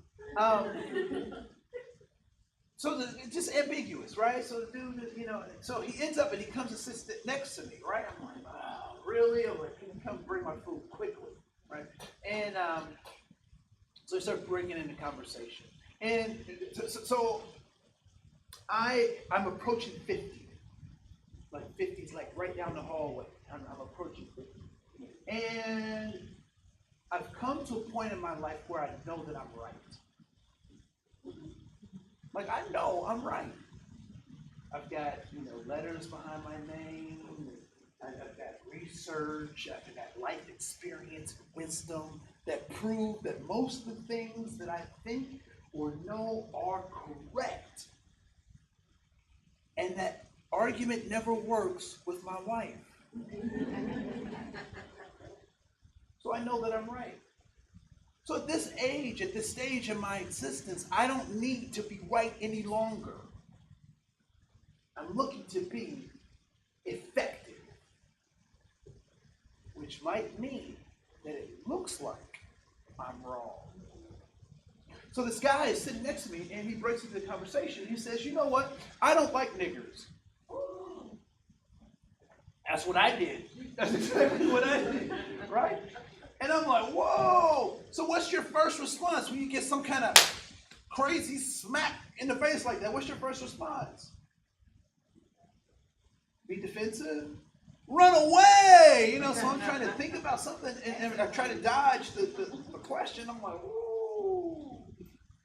So, God speaks to me in these small, still voices, and he says, don't run away.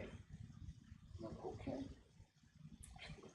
So he said, ask him what that means. I said, sir, when you use that word, what are you talking about? What do you mean?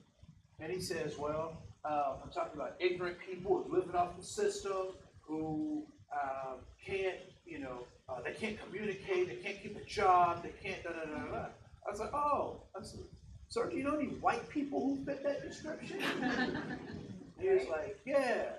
I said, oh, how about those twins, right? So, they start talking about the twins and that kind of stuff. And then he leans over and he says, you know what, I don't like niggers, but I like you. So now I'm confused on what to do with that, right? So I'm like, okay, well, at least we're going somewhere, right? And I said, well, what is it about me that you like? And he looks at me and he says, you have a good head on your shoulders, you got a good job, you can communicate, I just like you. And I said, sir, what if all of the people who you think look like me, that you think look like me, are idiots? All the people that you've met that you think look like me are idiots. And everybody else that you haven't met yet is just like me. And he looks at me and he says, I gotta pee. So he gets up and he goes to the bathroom, right? So by this time they hand me my food. I'm feeling all right because I haven't had to go off on this dude or anything like that. But I grab my stuff and I start heading towards the door. And guess who meets me at the door?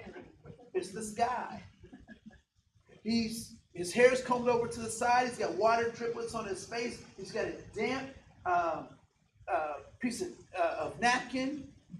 And he says, I raise chickens. If you ever need fresh eggs, give me a call. He hands me the damp napkin. I go my way. He goes his way. I never call him for eggs. What happened? I may have changed his perception. What else? I may have made him think. I was seeking to be effective over being right. I was seeking to be effective over being right. Now, what I'm not suggesting is you have to take, you don't have the same call on your life as I have on mine. And I don't have the same call on my life as you have on yours, right? So the interactions that you have in your life call for you to be you and to do your thing. So I'm not asking you to do what I do. But what I am asking you is to think about, are there opportunities that you take to be right when you could actually take those same opportunities to be effective? I believe effectiveness comes with building relationships. I haven't always been as beautiful and talented as you see today, right? Somebody had grace on me. Somebody had kindness on me. Someone corrected me. Somebody cared enough about me to tell me about myself. I'll never forget. I have a mentor. His name is Stevie Ray. He has a place out in Chanhassen, and if you're ever looking for like clean comedy, good stuff, really good stuff. So they do improv stuff. And so I was feeling bad about myself because, sometimes we say, well, I'm not as big or as famous as I should be. Maybe there's something I can do to become big and famous like I'm supposed to be. Not recognizing that might not be our call, right? That might not be our call. But anyway, so I went to Stevie, and I said, Stevie, I want to set up an appointment for you to coach me on how to be a better speaker. I want to be shiny and famous, right? And he was like, okay, set up the appointment. He said, it'll be $450 an hour.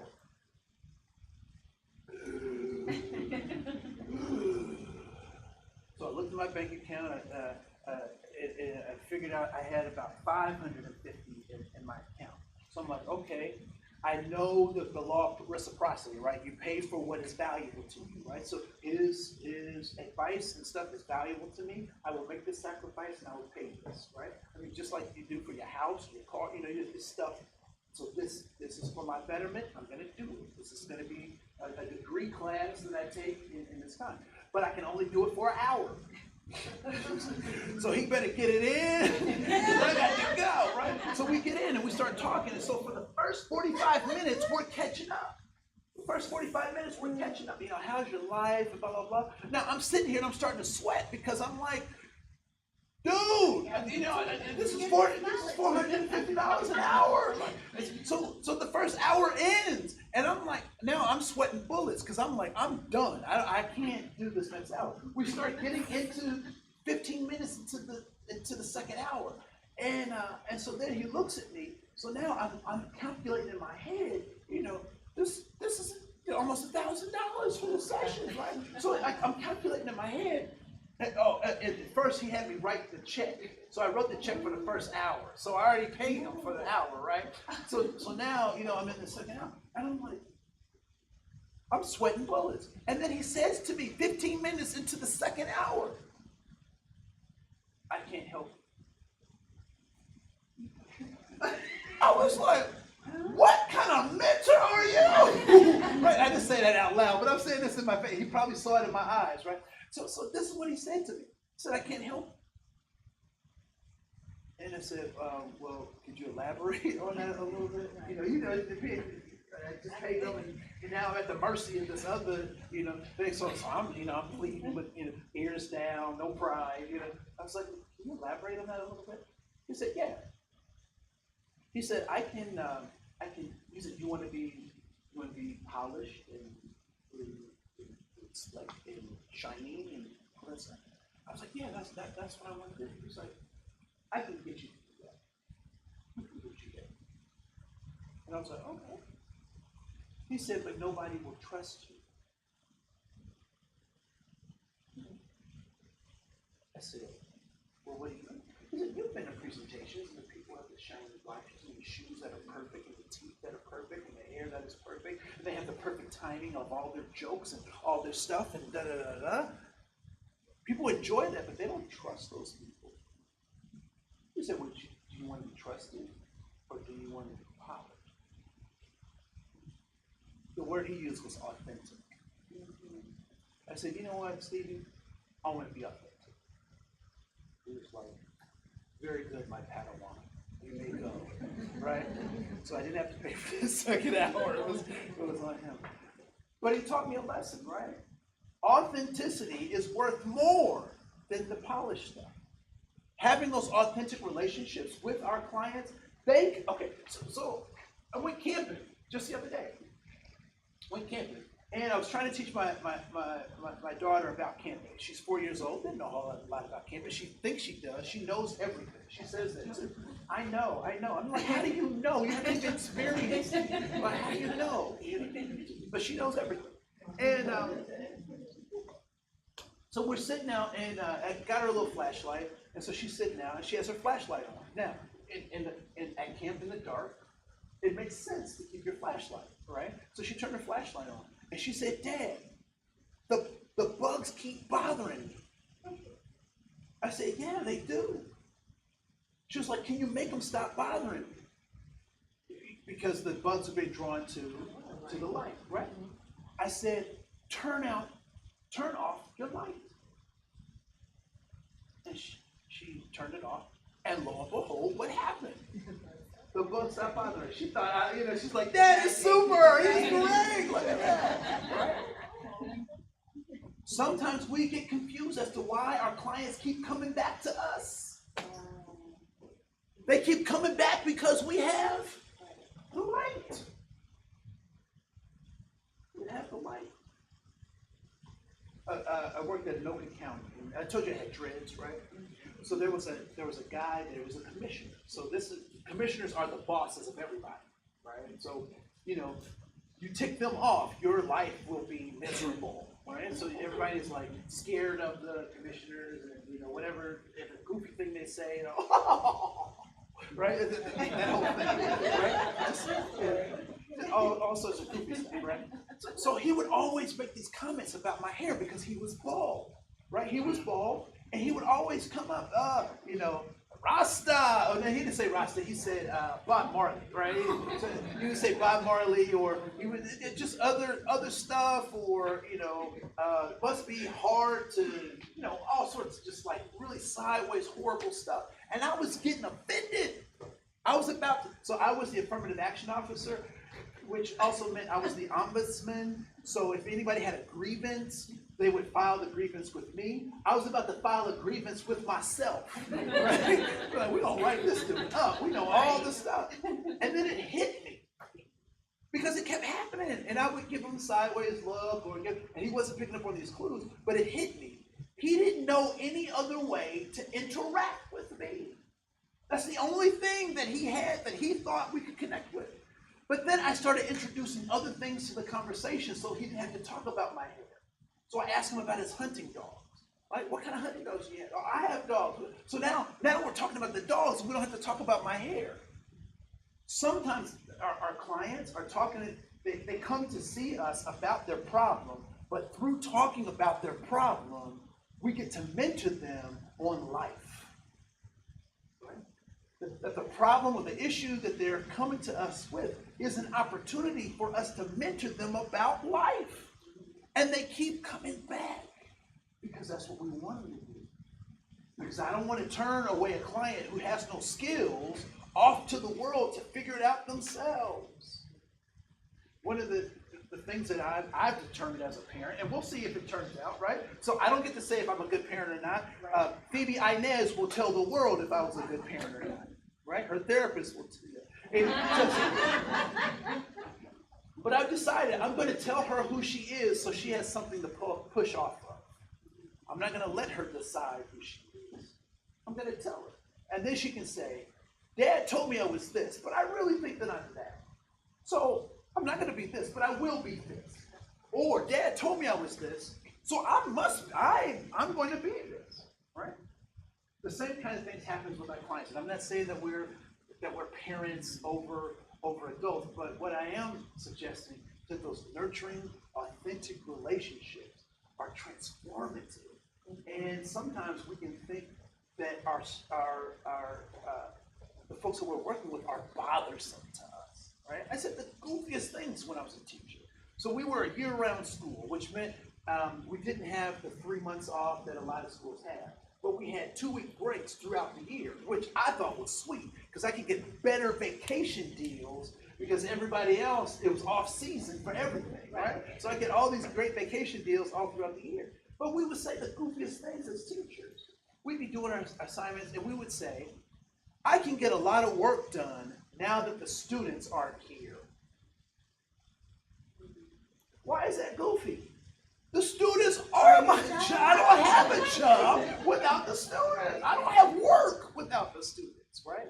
So the same thing with our clients. Sometimes we think that they're bothering us or that they're pestering us, when in fact they are the sole reason that this organization brought us together to work with them, right? And so that's where that power and privilege starts kicking in. We start saying, I deserve, or I shouldn't have to. Well, let's back up. If you're in the service of doing your task, that's exactly what you're supposed to do, right? We're supposed to keep helping these families develop, even if it's 1 million times. What habit or what behavior did you have that your parents or people in your community said, I wish they would stop doing that, but they had a different time frame than what you had, right? Mine was dragging my feet. I used to scuffle like this. And my parents were like, will you stop doing that? Will you stop doing it? Stop it. Just stop it. And guess what? I don't do it anymore. It's amazing what happens when you buy your own pants and your own shoes. But it was on my time, not necessarily on their time. But they were not going to be relentless in reminding me that that was not going to be a good behavior for me to have. Right? So they kept reminding me, And it didn't happen on their time frame, but it did happen for me when I got it. Right? So, don't know why it spun off that way. Important stuff. So this power and privilege stuff is important. Just want to touch on this and then get to the kind of the meat of our presentation today. Am I going backwards? I am going backwards. So just real briefly, I won't go into a whole lot of conversations about this. Again, you can make comments or questions. If you have questions, you can do that at the link. This idea of diversity, we've kind of talked about it already. This idea of honoring, recognizing our commonalities and our differences, right? Equity is making sure that everyone gets what they need, right? Not necessarily what they want, but that everybody gets what they need.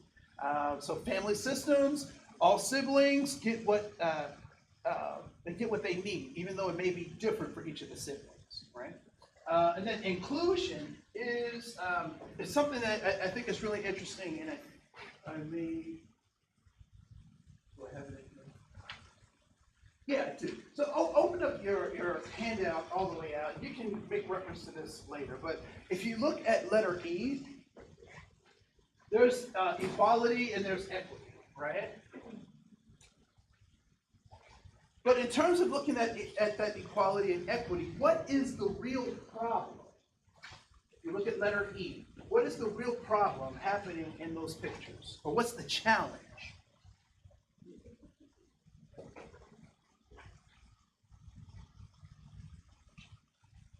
When you say everything should be equal, it's a disadvantage for some. Uh-huh. Versus Equity is bringing everyone to the same level. Okay. What's the challenge with both of those pictures? It's the same challenge.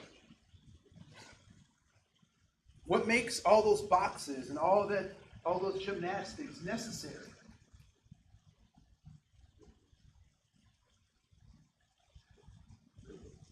No, it's right in the picture. Just look in the picture. It's right there. Say it loud, please. The fence.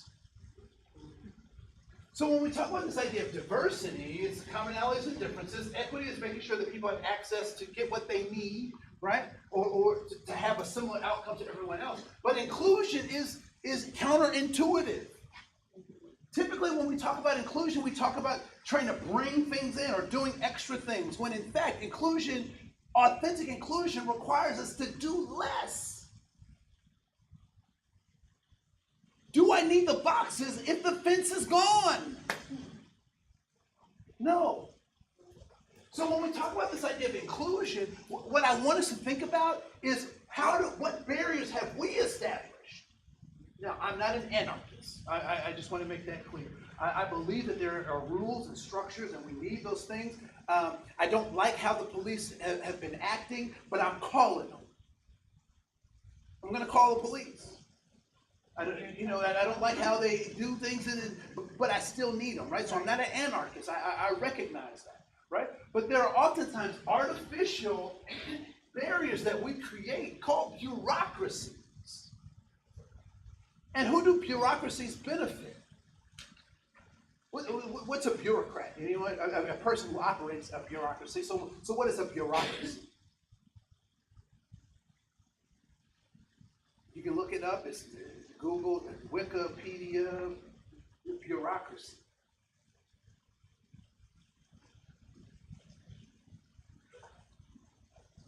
Isn't our government ignoring the rules that they have and we must follow? The rules that governments make? Not quite. Because the rules that governments make are called what? Laws. Right? And who makes those laws? People that we what? Elect. Right? So the legal system is here, but bureaucracies are outside of the legal system. What time do you have to come to work? Typically, what time do you have to show up for work? 8:30? 8:30? Right? Is that a law? No. It's what? It's a bureaucracy. Set up by who? the organization, right? And the organization is made up of people, right? So bureaucracies are all those things that aren't laws, that aren't made up by the government, people who are voted to do these things. They're made up by random people. Could you come to work at 8:35 if the organization said that's what we want you to do? Yeah, right? Who does that benefit for you to come in at 8 or 8:30? Does it benefit you as an individual? Not necessarily. Who's it designed to benefit? The bureaucracy, the organization, right? So when we talk about inclusion, what I'm talking about is oftentimes we've created these artificial boundaries or hurdles or fences that if we either lowered them, layered them down, or at least told people about those bureaucracies, they could navigate systems, right? Are people good actors? Are there certain people who are good actors? Can you name some good actors? She said my clients. Give another example of a good actor. Will Smith is a good actor. Who else? Politicians can be good actors. Has anyone ever thought about this question? Why do we do interviews if we know people are good actors? Is it possible that people can interview well and not have any of the skills necessary to do what they just acted in, right? These artificial things, we make these correlations with things that don't necessarily make a correlation. I'm not saying that we should do away with interview processes or anything like that, but we should be mindful of the limitations of what those things can offer us, right? So inclusion. There's also this idea of intent versus impact, and these are two legal terms that are important for us to recognize. So walking down the hall, someone swats me on the behind, and we're not on the softball team together. We have a problem. What's the problem called? Sexual harassment, right? And so the impact is measured by that, right? So it goes down, HR finds out about it, there's an investigation, all this stuff happens, and what if the perpetrator at some point, gets wind of this or recognizes the error of their ways, and they come to the person that they perpetrated this violence on, and they say, I was just joking. You can't take a joke. Does that change anything? No, it doesn't change anything. Why? Because we're measuring the impact of that behavior, right? So I didn't mean to tell that racist joke or to make that insensitive remark. I didn't mean to do that. What are we measuring? The impact of that. Now, I will tell you that intent is also important, because how many people have either received or given a macaroni sculpture? Right? Anybody ever given one or received? So when one has that in the home, where does this honored piece of art get displayed? On the refrigerator, right? The place of honor.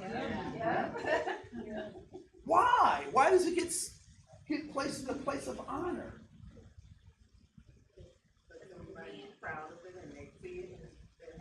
So somebody's proud of it. They see it. There was something else. I was just going to say because of the intent of it. Because of the intent of it. Right? Because of the intent. So when do intentions matter? When there's relationship. Intentions matter when there's a relationship. If we don't have a relationship, I don't care about your intent. I have, I have friends in that dimmer switch we talked about, right? Not politically correct at all, right? They try to be, but they get it, they get it wrong. They get it wrong. But I help them because we have what? A relationship. We have a relationship. Now here is a mind bender. We have relationships with everybody. we sometimes forget that we have relationships.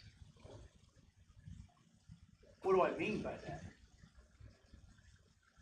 What happens when the pollution level gets so bad that we have to wear masks? Is that only for some people, or is that for everybody?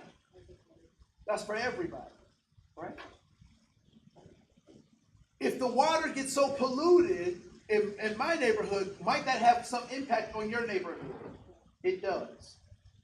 Right? We know that certain economies, when they sneeze, other economies catch a cold. Right? Anybody heard that kind of analogy? Right? So we're connected. So when we talk about these other things, I just want to point out that diversity really is about the who, and that's the legal kind of framework, who's in a place. That equity is about what, and inclusion is about how we do things, right? So you have that stuff. But I wanted to just point our hat there.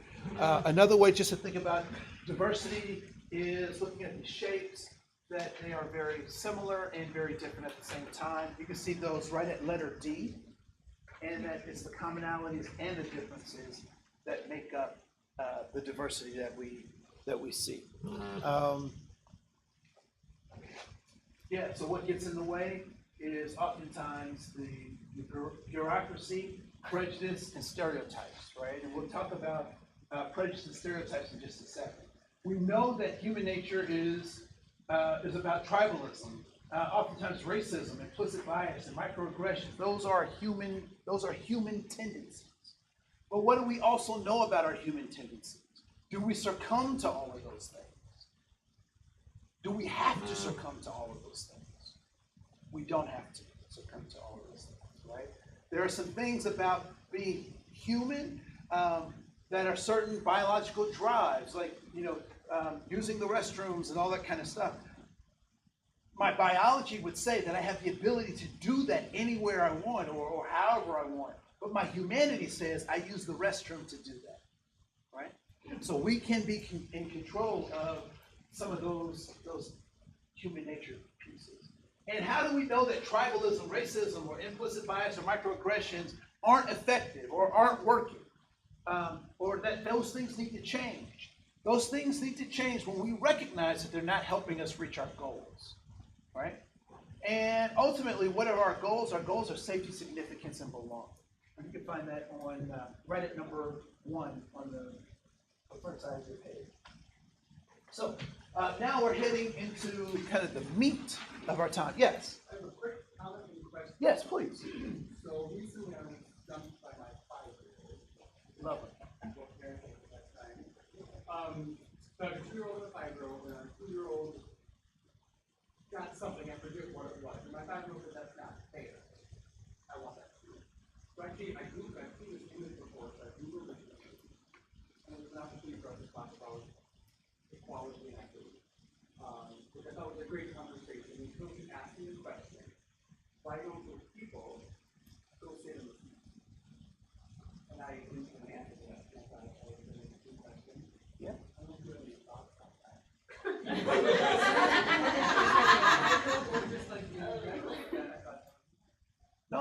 No. First, praise them for their thinking, right? I mean, that's a wonderful question. Yeah, I don't know. What do you think, right? So, because again, all these metaphors they can only go so far. You can only use them so far, and so your son just like stretched it, right? So it might be a line of questioning about why do you think they're not in there with the rest of the people, right? Are there some things that could be a barrier to them participating? And really just deconstruct that with them, and you'll find some pretty powerful messages in that. I hadn't thought about that either, so that's I'll be using that. Right? Yeah. Oh, that's tight. That's tight.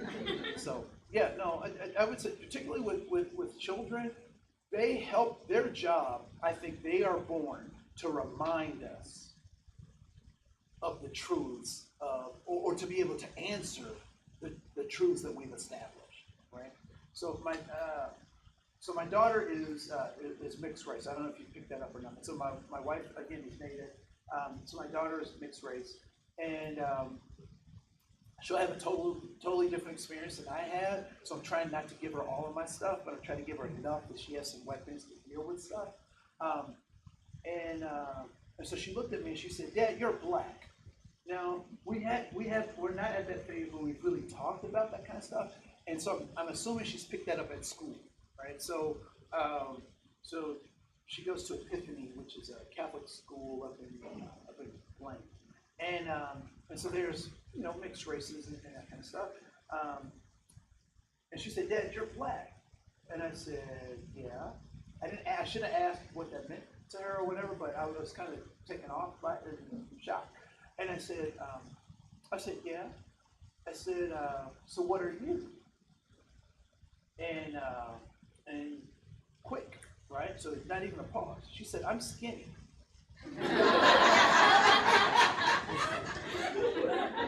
So being a good parent, I wanted to know what that meant. I said, so because in my own self, I'm like, oh my God, she's got these body image issues at 4. Oh, now I gotta undo all this stuff. What are we teaching, right? No more Barbies. No, we don't have Barbies. I'm just teasing. So I asked, I said, "So what does that mean?" She's like, "I have skin."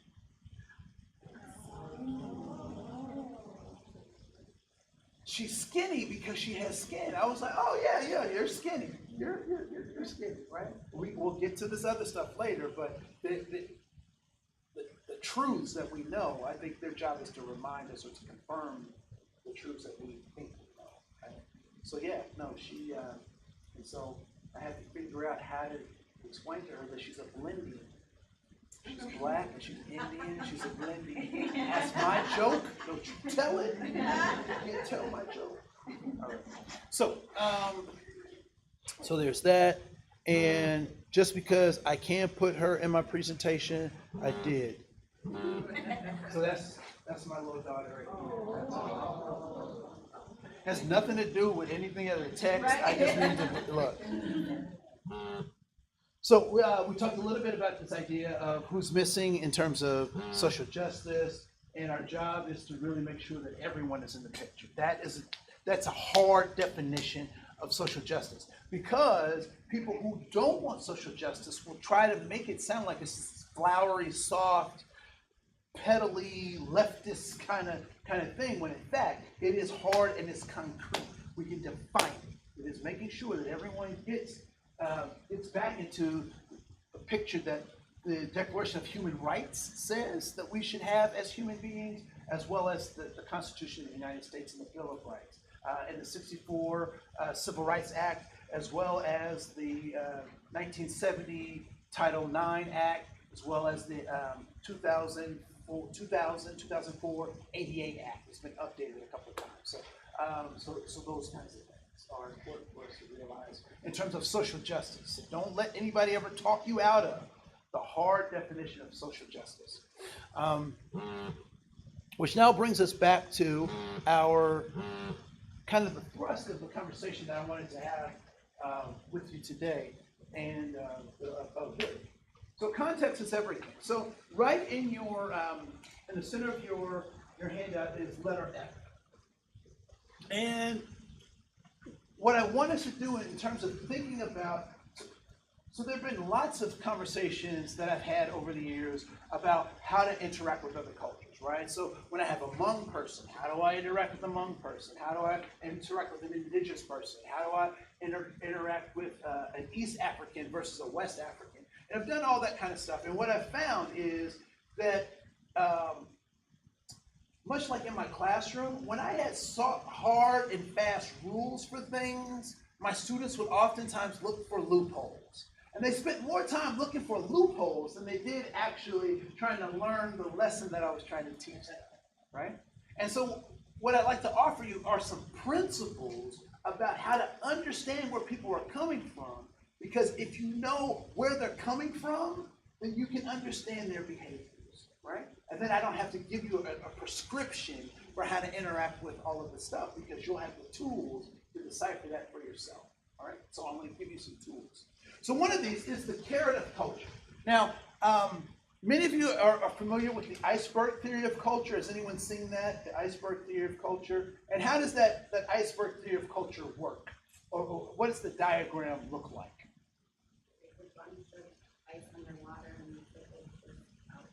Yep, so the tip is above the water at maybe like 10 to 20%, and then 80 to 90% of the iceberg is under the water, right? The really heavy, deep stuff is under the water.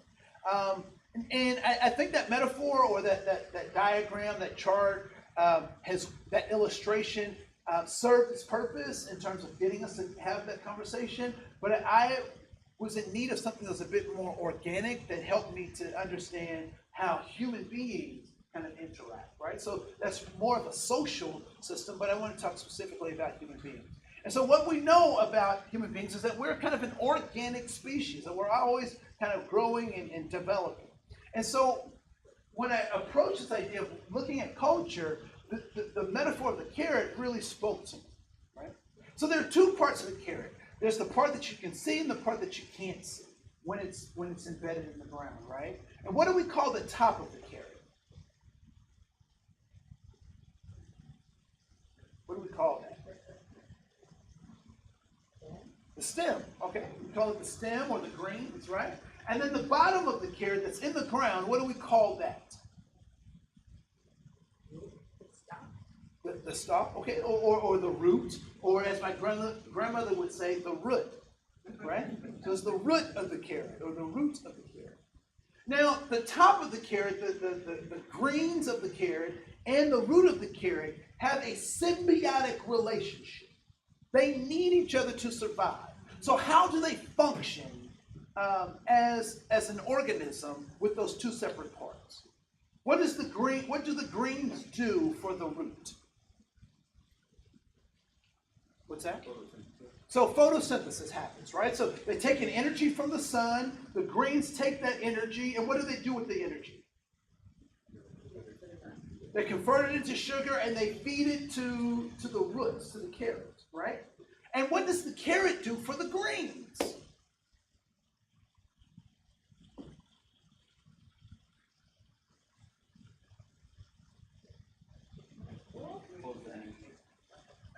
Yeah, so the carrot feeds the greens back, right? It takes minerals and water from the ground and feeds it to the top. So it's a cycle. They both need each other to survive, right? They both feed each other. And as long as they're connected and they're growing, they will continue to go. So let's call the things that we can see in this carrot of culture, let's call those things artifacts. So what are some artifacts of culture? The way people dress, right? So either in cultural traditional wear or just in everyday working wear, right? The clothing that you're wearing right now, what would you call that? From the organization standpoint. Business casual, right? There are other places that even in this organization, there are other parts where this business casual would be too dressed up for the kinds of work that needs to be done, right? So context drives even that, right? So artifacts, so clothing, dress. What else? What are some other artifacts of culture? The dialect, the choice of words or how you use words, right? People in Boston talk very strangely compared to people from Duluth. Right?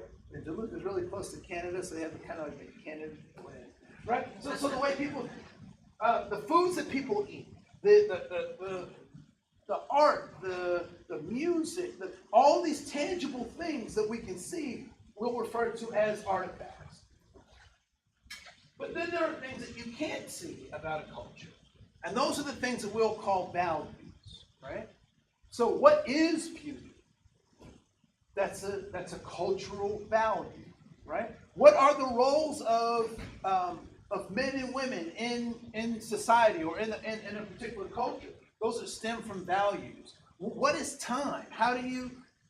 What does it mean to be on time or in time? How is time used? That is based on values. What is the vision or the understanding of life and death? Those are values, right? What is the relationship between God and man? Or no relationship between God and man, right? Or no relationship to a God at all, right? So those are all steeped in values. And so if I told you back to those 5 circles, that I was going to take one of those values, those things that you wrote down, I was going to take that from you, would I have a fight or a struggle or a conflict on my hands? Yes, I would, right? Because those are yours. Do you need my approval to hold those as a value? If I don't find value in what you value, is that a precursor to it being valuable? No, right? So we have these values that oftentimes are not predicated, or we try to establish what the value of that value is by our own subjective opinion.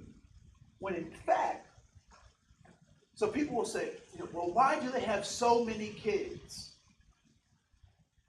Guess why? They value having lots of kids, right? Whether you agree with it or not, whether you think they can afford them or not, that is their value, right? That is their value. So values and artifacts.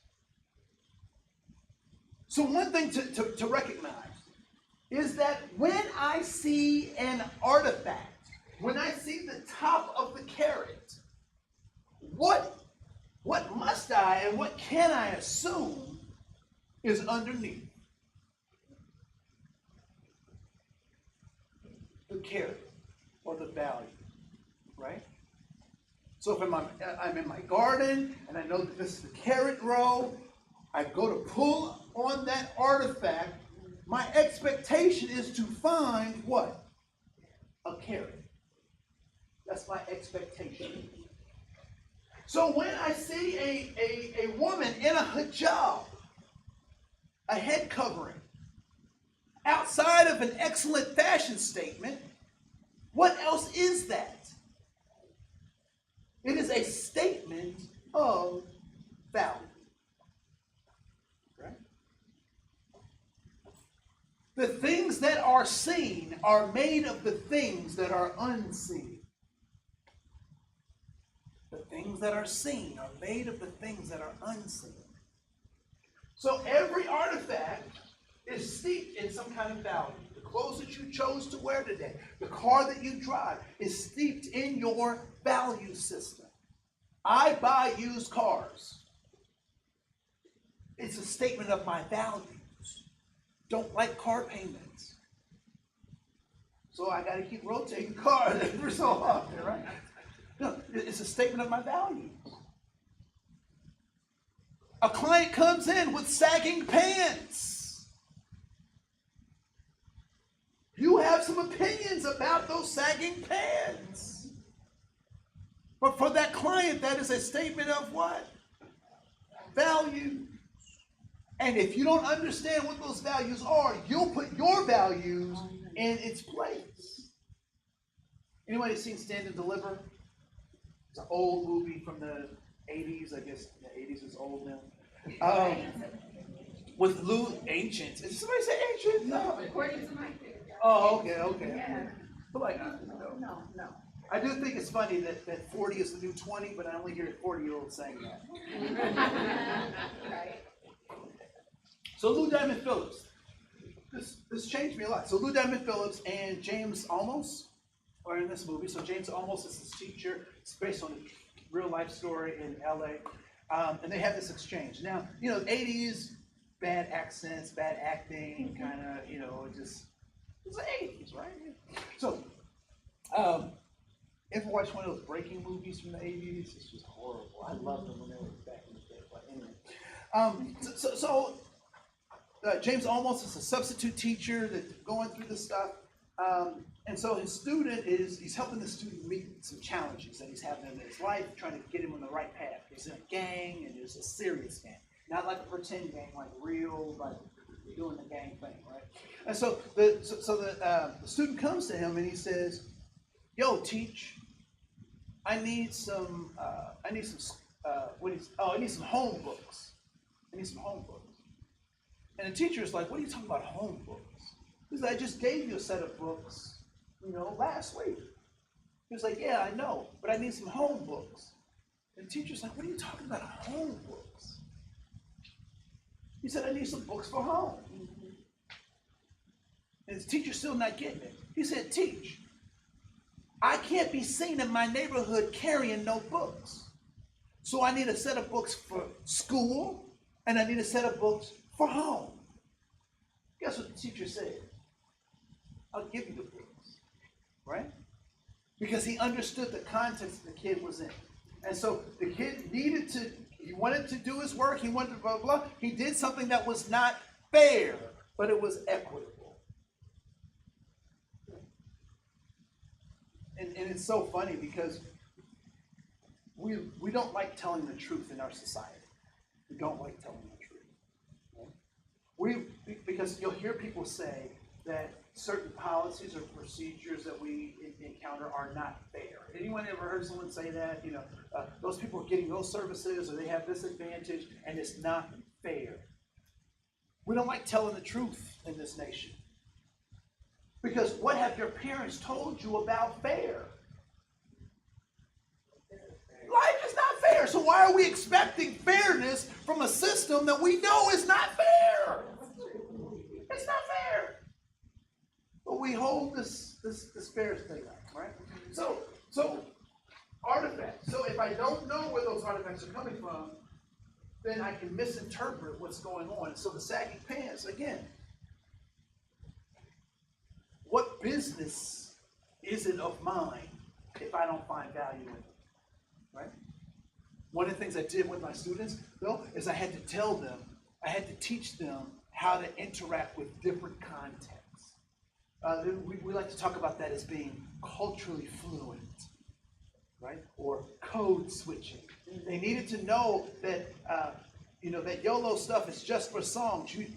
What if you're wrong and you do live more than once? You want to be prepared for that second life, right? The other thing is, you just can't go for yours. I got to get mine. Well, no, because other people have to get some stuff too, and you're responsible for other people too, right? So there's that. So what we also know is that when these two things get disconnected, they become something different. Because when they're connected, we just call this the carrot. It's the carrot. But when they get disconnected, they transform into something different. And I would suggest, so I was born October 30th. I was a treat. I was not a trip. And as a kid, I loved Halloween. Loved it. Because you got the 3 C's: cake, candy, and costume. Right? Loved it. It was fun. All the stuff and I was always the Hulk. Before the Hulk was cool, I was the Hulk. Right?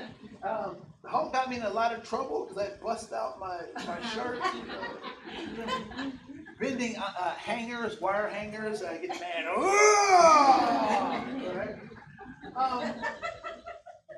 But now as an adult, I hate Halloween. Hate it. Why? Because it's the season, it's the purge, right? People get to purge all their racist, xenophobic, homophobic, all the other phobics that they want to get out. They get it out on that night, right? She said mental illness, they get it out on Halloween night, right? You see people dressing up as other human beings, which is that's not a costume. It's weird. It's not fun. It's not clever, right? So at any rate, so stereotypes. So stereotypes are artifacts that have been disconnected from their value. So have you ever heard a stereotype of a group of people or an individual, and you kind of go to yourself, even if you don't say it out loud, you say, well, isn't it kind of true about them? Right? that those people are drunk, those people can dance, and those people can't jump? Right? Isn't that kind of true? What we have is we have an artifact that's been disconnected from its value. And if we don't know what that value is, and that's why, you know, TV, movies, and media, you'll see it all the time. They play up these undeveloped human beings as stereotypes, all these stereotypes. And they just keep, because those are easy and simple stories to kind of tell. Mostly because they hit our primal brain and not our prefrontal cortex, which is the critical thinking part of our brain, right? So, you know, so anyway, I don't want to spit off too much. So we have these stereotypes. We also have this lost culture. So if I'm in my garden and a rabbit has gone in and eaten all of the tops of my carrots and I haven't marked them very well, essentially what has happened to my carrots?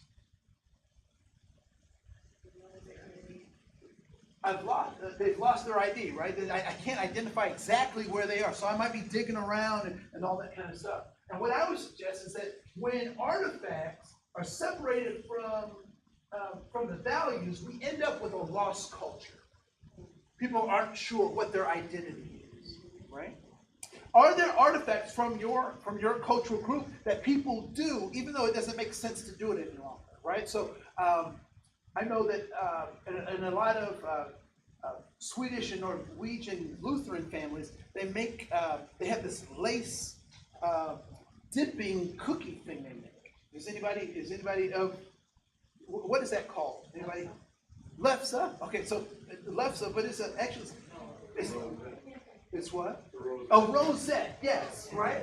So does anybody's family make rosettes still? Okay, cool. Why do you make rosettes, if I may ask? Tradition. So tradition. Why does your family still make rosettes? Tradition, it tastes good. But can't you just go to Aldi and buy some? Right? Because they have those right around Christmas. Is that the same thing? No. I'm sure that all of your families have some kind of tradition that they do, that it would make sense to go buy a thing or just go do a thing, but they'd rather do it by hand at home in the thing. Why is that? Because it connects them back to the culture. Right? And so what I would suggest is that this red X is the genocide of American Indians. That red X is the separation between these artifacts and these values. And so many indigenous folks are wondering who they are. I would say that this red X is the result of the economic system of slavery. I would say that this red X is refugee camps and resettlements. I would say that this red X is Ellis Island. Why? Because people couldn't bring all their stuff with them when they left their home country. So people are aching to try to figure out, who am I? What are my artifacts? How do I establish a relationship with my culture? Right? And it's funny because typically the first groups who immigrate say, you know what, we want to be part of this thing so much that we want to forgo all those things in the past.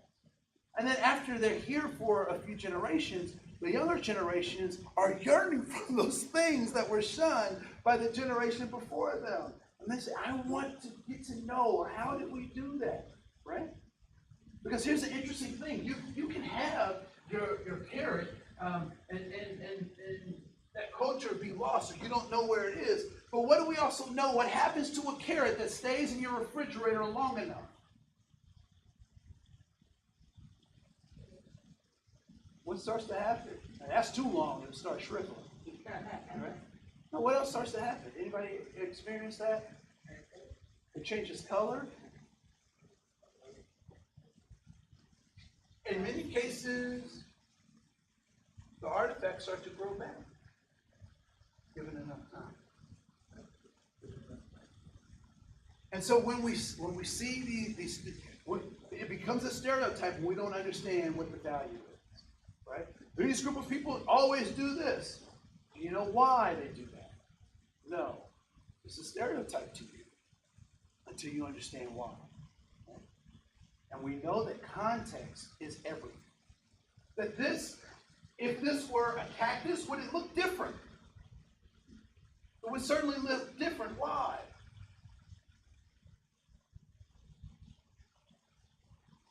Are the ways that cactuses grow and develop, are they uniquely different from other plants?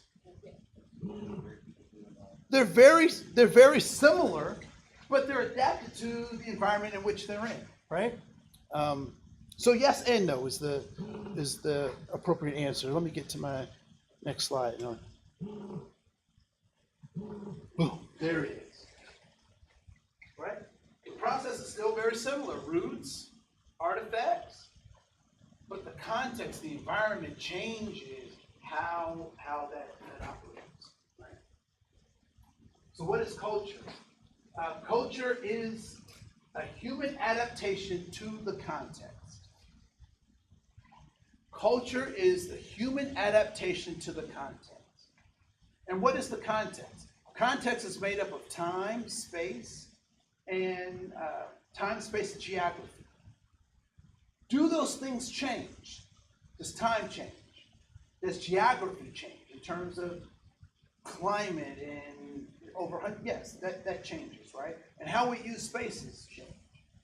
So if context is constantly changing, and human adaptation to the context is culture, then what is also changing? If context is constantly changing, what else is also constantly changing? Culture is constantly changing, right?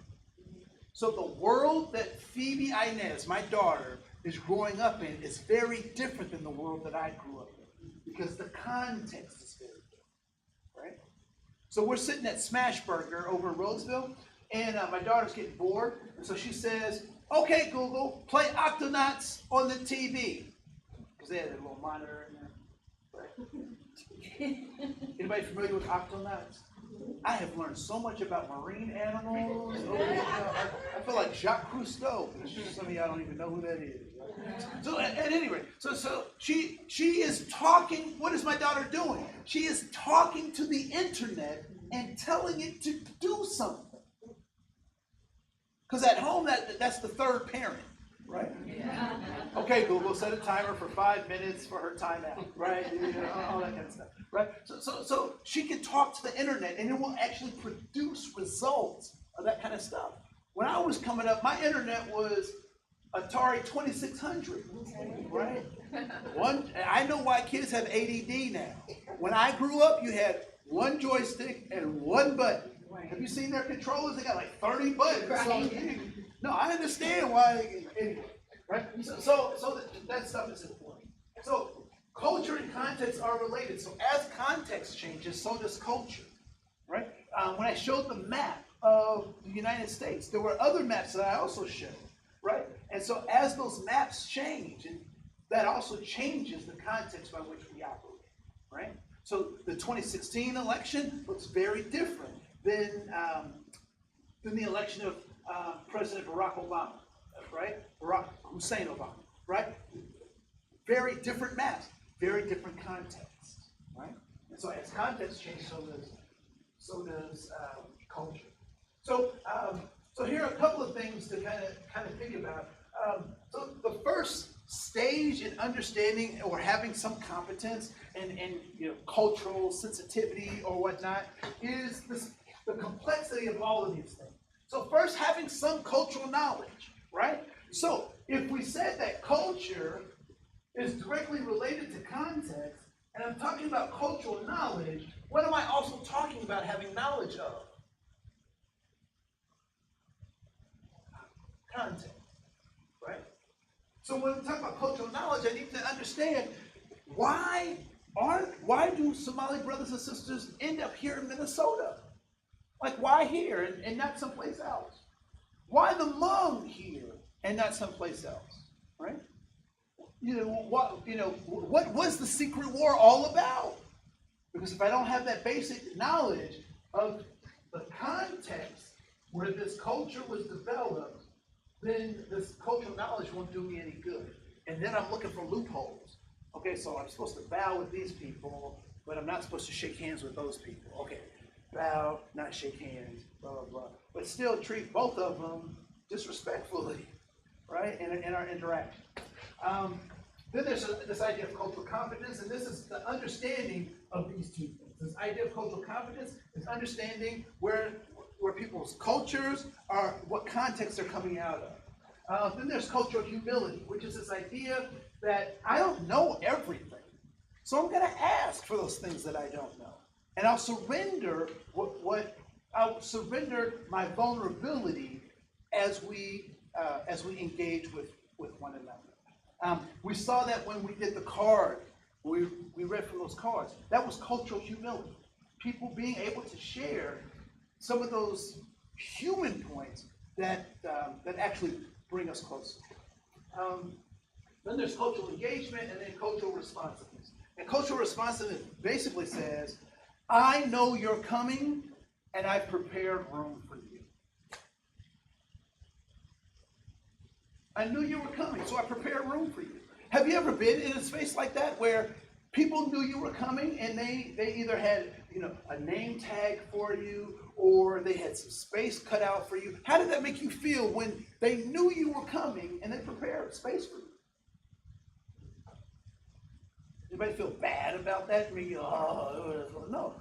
For most of us, at least for me, it makes me feel good about being in spaces, right?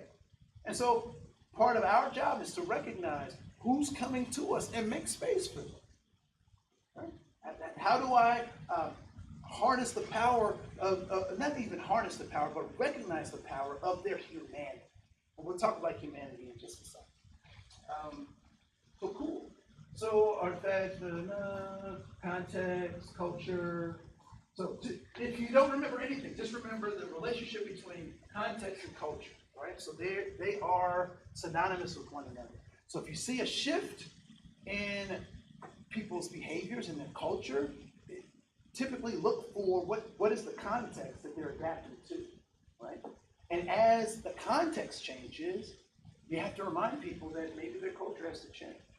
So being on the Iron Range is very different than being in Red Wing, right? Because those contexts are very different, and so the cultures are, in many ways, very different. Although we're in a larger context of being capitalist, being a democratic republic, using dollars as our currency. So there's some other things that keep us united, although those things are very different. So questions, comments at this point? Okay, I'm hitting a lot of stuff. I'm going to leave you with this, and then we'll go back to our handouts for just a second. So you asked about this idea of cultural competence, right? So, or cultural sensitivity. What is it? And so what I would suggest is that there are 3 ways in which we can look at this idea of cultural competence. How am I, as an individual and as an organization, being culturally competent? And the 3 things that I would suggest that we think about is people, process, and power, right? And so if for this cultural competence 2.0, it requires that we look at our people and ask ourselves, are our people homogeneous or heterogeneous? What's the difference between those 2 words? What does that mean to be heterogeneous versus homogeneous?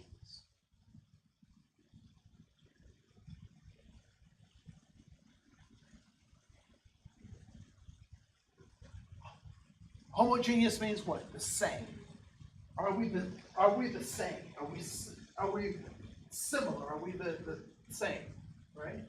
Heterogeneous means, are we different? How are we? In what ways are we different? So when we talk about this idea of cultural competence, we look at the people in our organization. How are we the same and how are we different?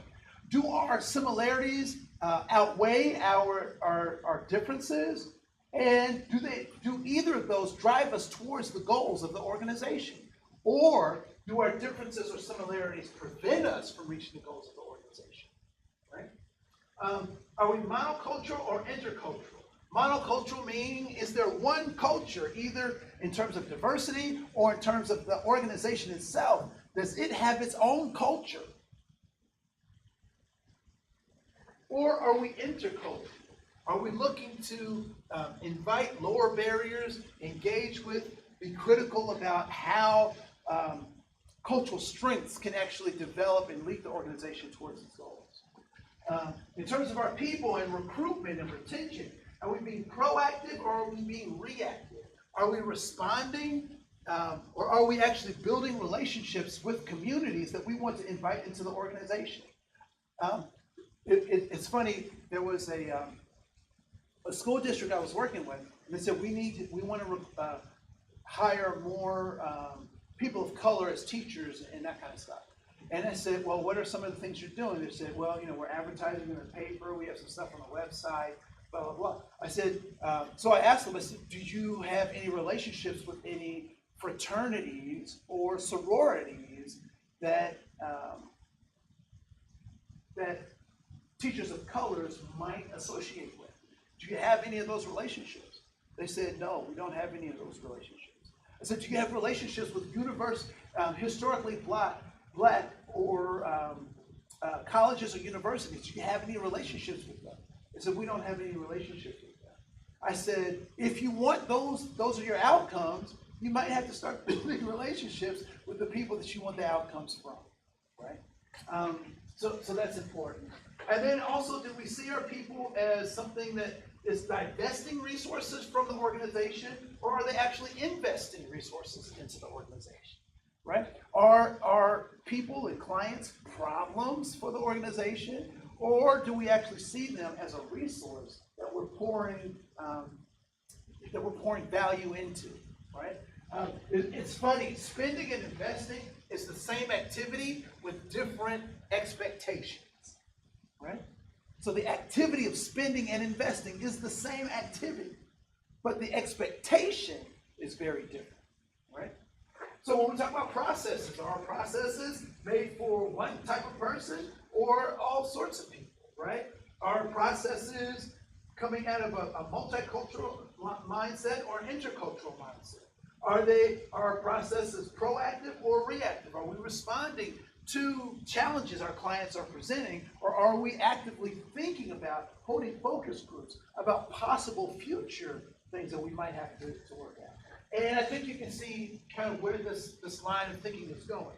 And in power, it is the ability to get things done, but I also want you to think about power as being participation. Right?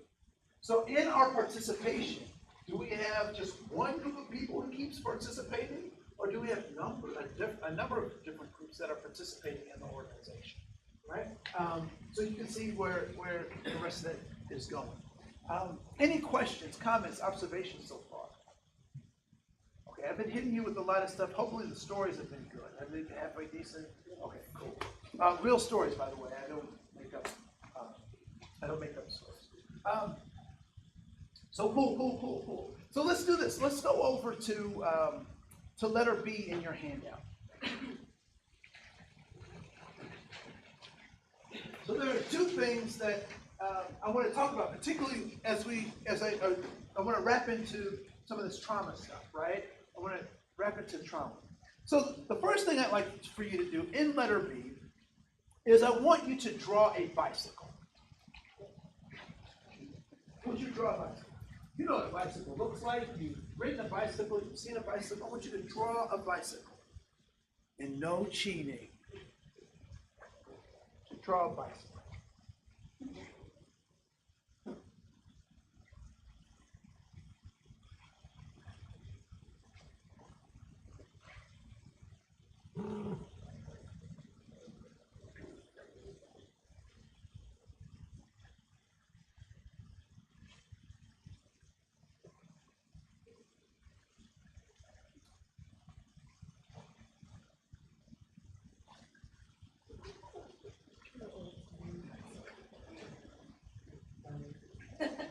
All right, stop right where you are. I want you to share your bicycle with 2 or 3 neighbors. All right, so share your bicycle with 2 or 3 neighbors.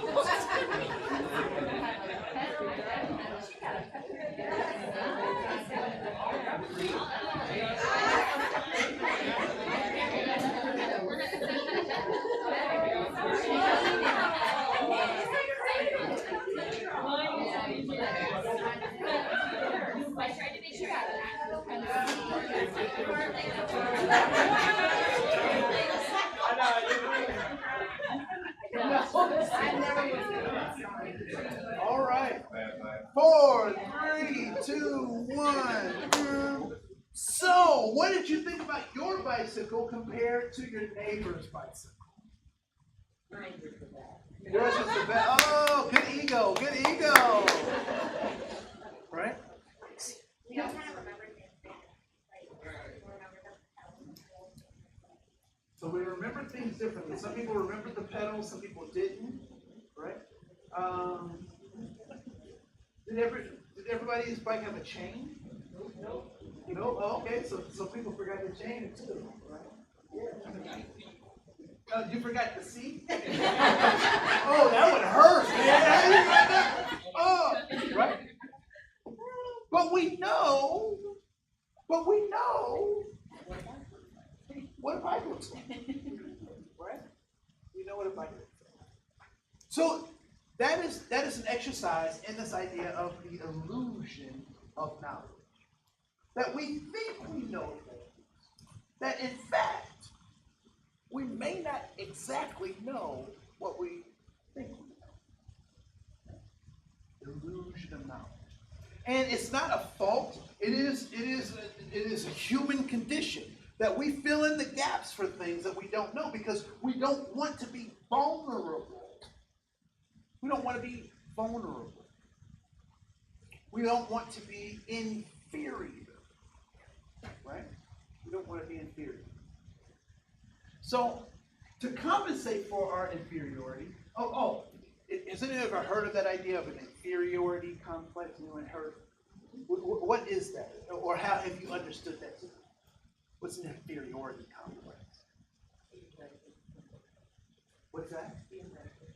Being better than someone else? Inferiority complex.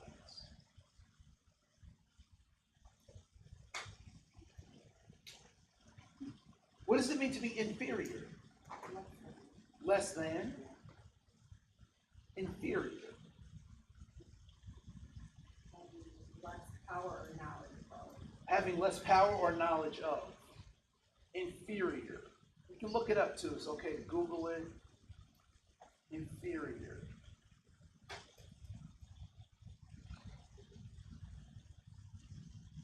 What does it mean to be inferior? Because it directly relates to this illusion of knowledge as well as this trauma that we're going to talk about in just a second. Lower in rank, status, or quality. Lower in rank, status, or quality. Do you know what inferiority, another way to talk about inferiority? The human experience. One of our greatest fears as human beings is the fact that we are inferior. We're inferior to our maker. We're inferior to the concepts that we live in. We're inferior to nature. We're inferior. Proof. Bear, Andre. Winner, Bear. Right? Storm at sea, Andre. Winner, Storm at sea. Right? So our constant state is inferiority. Some of us can't deal with our humanity. We can't deal with our inferiority. So guess what we do? We overcompensate for our inferiority. What does that overcompensation look like? Sexism. Racism. Xenophobia. Heterosexism. The fear of the other. It manifests itself in this overcompensation. So if that's the truth about our human status, how do we get like that, right? So we learn how to be socialized in society by people who we know and trust that gave us what they knew, and they gave us what they knew, and what they knew had missing history, biased history. It was their paradigm, their way of seeing the world. We learn how to act in our society, and then it gets those patterns get reinforced by government, media, education systems. They all reinforce that until it becomes internalized, until I actually believe everything that I've been taught. And when I become a believer, then I teach, I advocate, and I monitor those behaviors as being true. Boys wear blue, girls wear pink. Boys play with these toys, girls play with these toys. In all actuality, the possibility for them to do either is still there. But we teach what we've been taught. So we collude with that system. And we help build institutions that demonstrate all of that stuff that we've been taught through sexism, racism, and other forms of oppression as systemic things that launch back into this thing. And so we can keep these patterns going if we're not paying attention. So this idea of being culturally competent, culturally aware, culturally knowledgeable, those things become important because they allow us to break out of these systems. And so what ends up happening is when we're in damaging systems or these lies, these missing pieces of history, these paradigms, when they become the truth, they become traumatic to us because trauma then becomes our new God. Trauma becomes the God with a little g. When traumatic experiences happen to people, it now paints the lenses of their life in an illusion, or in some cases, a delusion. I know of, I was talking with a friend who was adopted, and they were talking about their adoption process and that kind of stuff. And once they found their adopted family, how things changed for them. And I just asked, I said, were you the same person before that? They were like, yeah. But now that I know, I just think differently. Oh. So you've always been this powerful, beautiful person. But you, because of the trauma, thought you were something different. So just a couple of things about trauma that I've been really thinking about. That trauma causes us to kind of bypass common sense. Trauma causes us to bypass common sense. And so we'll say, because I didn't get this thing, I'm going to do this thing because I didn't get it, even though I don't really want to do it and it's not really beneficial for me, but because I didn't get it, I'm going to go do it anyway. Right? Trauma causes us to constantly be chasing after something that may not have been meant for us in the first place, right? And so we're trying to heal from trauma. We're trying to serve trauma. We're trying to appease trauma. When in fact, we need to flip that around and say that traumatic thing is what made me who I am today. So I have friends, and one of them, parents suffered a divorce, and the kid, the person, my friend, was lamenting about their parents' divorce, and their dad was this way, that way, or this other way, and they were like, I wish I would have had my dad, and blah blah blah. And then I started asking questions. I said, what do you think would happen had you grown up with your dad? Do you think you would be the person you are today? And he was like, no, I'd probably be just like my dad. I said, that's interesting. That's interesting. So oftentimes trauma happens and we have to recognize it. We have to talk about it. We have to examine it for what it is, but we don't have to worship it. And a lot of times our clients are so comfortable in their misery that they wear it.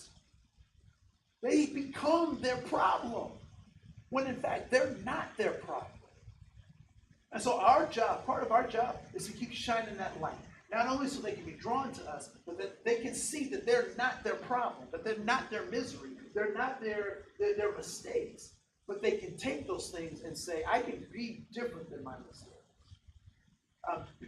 When I talked about soul food being contextual and not cultural, that's one of those things that's important for me, right? I like eating some of my soul food, but I have to recognize that I don't have to eat my soul food.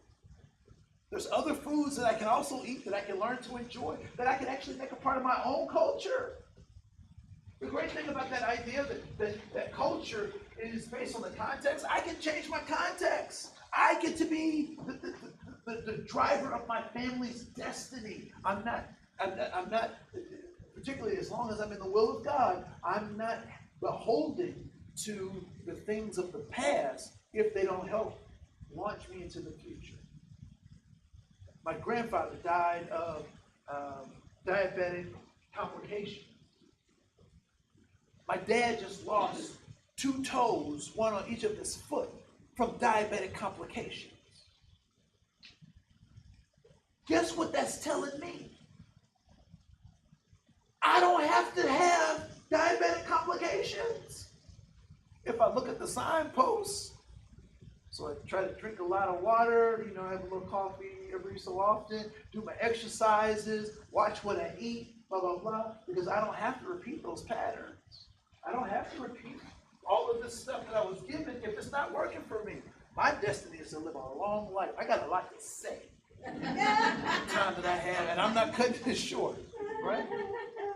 And so for our families, those are the kinds of things we need to help them start thinking about, right?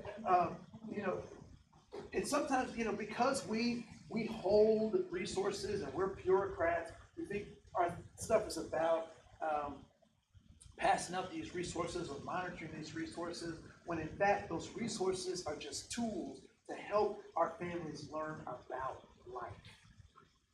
Okay? So let's go to the human soul, right at letter A. Right? So I grew up in I told you it's the 70s and 80s, and there was a show called, it wasn't a show, it was a book that was made into a kind of film documentary called Roots. And in this show, they captured a young man by the name of Kunta Kinte, and they wanted to condition him for the economic system of slavery. So they tied him up, and they started to hit this man. And so they said to him, what is your name? And he proudly said, my name is Kunta Kinte. And they kept hitting him until he lamented. And finally they asked, what is your name? And he said, my name is Toby, which was the name they wanted to give him. And the mystery in that is that people found a way to make a life out of an unlivable situation, right? And so the human soul was what that system of slavery was after. The most valuable, non-renewable resource on the planet is you. There will never be another you. And if the system can harness the power of you, the system's happy. If the system can have your soul, it will be happy. I find it interesting that we use, the marks, the trademarks of certain brands, we call those logos. Because there's a biblical term that starts with that, which is what? Logos. And what does logos mean? The word. And the word according to God. Not just like alphabets, right? The word according to God. But we call those things logos. So we put on the words of these companies as they are the word of God. Logos. And people have, they worship these logos, right? So there's a football team here who has a logo, and people will put the logo on their faces. They will make that their God, so to speak, right? So if we're not careful, we will give our life energy because the system doesn't want whole human beings. TV movies, they don't make lots of money when they create whole human beings. Although I will say that show, Just About Us, no. This Is Us is probably the best I've seen of a whole human experience that wasn't a stereotype. So if you get a chance to watch it, at least watch one episode, be prepared to cry. Hate the show because it makes me cry every time for different reasons, right? So this next season, I can't imagine what it's going to be because they're fast forwarding to the future, which that's going to be weird, right? Anyway, so this idea of the human soul. So When there is a crack in the soul, and the crack happens when racism happens, when trauma happens, it's trying to crack open the soul so that it can have access to us. And what ends up happening is capitalism says, I can fill that void, I can fix it, I can put something in that hole, right? So what people do is they succumb to that when they're not cognizant of it, and they believe what the world is telling them about what can fix the hole in their soul, or the hole in their heart, or the void that they have. And so some people will buy things, right? Houses, jewelry, friends, right? Other people use substances to fill that void, right? So using drugs, alcohol, sex as a way to try to fill that void. But what do we know about the things that we purchase or gather to try to put into that void? Does it ever fill the void? I would suggest not. As a matter of fact, oftentimes it makes a void bigger, because when those things evaporate, they take stuff with them, and the hole becomes bigger. We have avatars that have taught us that way of looking at the world doesn't work. Janis Joplin, Elvis Presley, Prince, Michael Jackson, Philip Seymour Hoffman, Robin Williams. Now, that hurt a lot, because I've never known life without Robin Williams, either as a film or on television, right? But they had everything you're supposed to have to make you happy, and it didn't. So what makes us happy? I don't care what religious or spiritual belief people have, and I don't care if they don't even have a spiritual belief per se. As long as they are linked and connected with other human beings, or they have a linkage to something outside of themselves, because that's where true hope happens, right? Every time that I have had the blues or been in a not clinical depression, but just a little depressive state, and my sister finds out, guess what she was trying to do with her kids? Bring her kids over to my house. And guess what I'm saying? Don't bring your kids over to my house, because you're going to mess up my depression. I'm trying to stay depressed, and you're going to bring these kids over here. Right? Again, not clinical depression, but I'm just saying the blues, right? The blues. And so when we're connected with other human beings, that's what we find our hidden holes. In Adlerian psychology, there's a phraseology or a thought that we oftentimes use, which is when you are in a bad place, make tea for someone else. Make tea. Why tea? What's the process for preparing tea? What do you have to do to make tea or to invite someone over for tea? What's that? You have to let it steep. There's a whole lot of stuff that comes before you even put the bag in the water, right? What do you got to do? You got to communicate with somebody. You got to reach out to them. What else? You got to prepare the setting. So that means you got to take a shower, put some clothes on, right? Clean the living room, all this stuff, and you prepare that space for them. And as you're preparing that space for them, who's actually being prepared or healed? You. Because depression is a trick too, right? And I can't speak to clinical depression, but I can speak to just the blues. The blues suggest that it's just you experiencing this, that you're all by yourself and nobody else. But when you can reach out and do those things for others, and be in service of other people, you actually are the one who's being served. Sorry, I think our session wraps up at 11:45. Oh, it said no. Okay, cool. I'm done. Out. No, I appreciate that. Thank you so much for your attentiveness. Just know that I do weddings, bar mitzvahs, and I'm a riot at funerals. Or a seder. Everybody, just give Mr. Koen a round of applause. No, that's all right. No, I was going to. Fill out Oh yeah, if you could, yeah, I'll fill out an email for you to take off really quick, that'd be great. Yo. Who was that? He's that theologian. We're kind of like, I don't know if they call it religion, but we're all in. Shannon's like You know, that's what the gap is, you know, that idea, nothing will ever work. Yeah. Whatever you want. Yeah, so a lot of my stuff is, so I follow Parker Palmer. And a lot of the stuff is about this hidden holes. We are actually cold, but it's hidden from us because we pay more attention to it than we do actual stuff. I mean, philosophy does. Philosophers and scientists argue about nothingness, but there's something really meaningful about the heart of the being, you know? So great talking with you today. I'm glad you sat up front. I know, it's so good In the zone. I'm glad you said something. Dad, I'm glad. No, I'm sorry. I thought it was new because I was low for it. We were so engaged, so it worked out. Thank you so much. I'm glad. Listen all day. I can talk all day.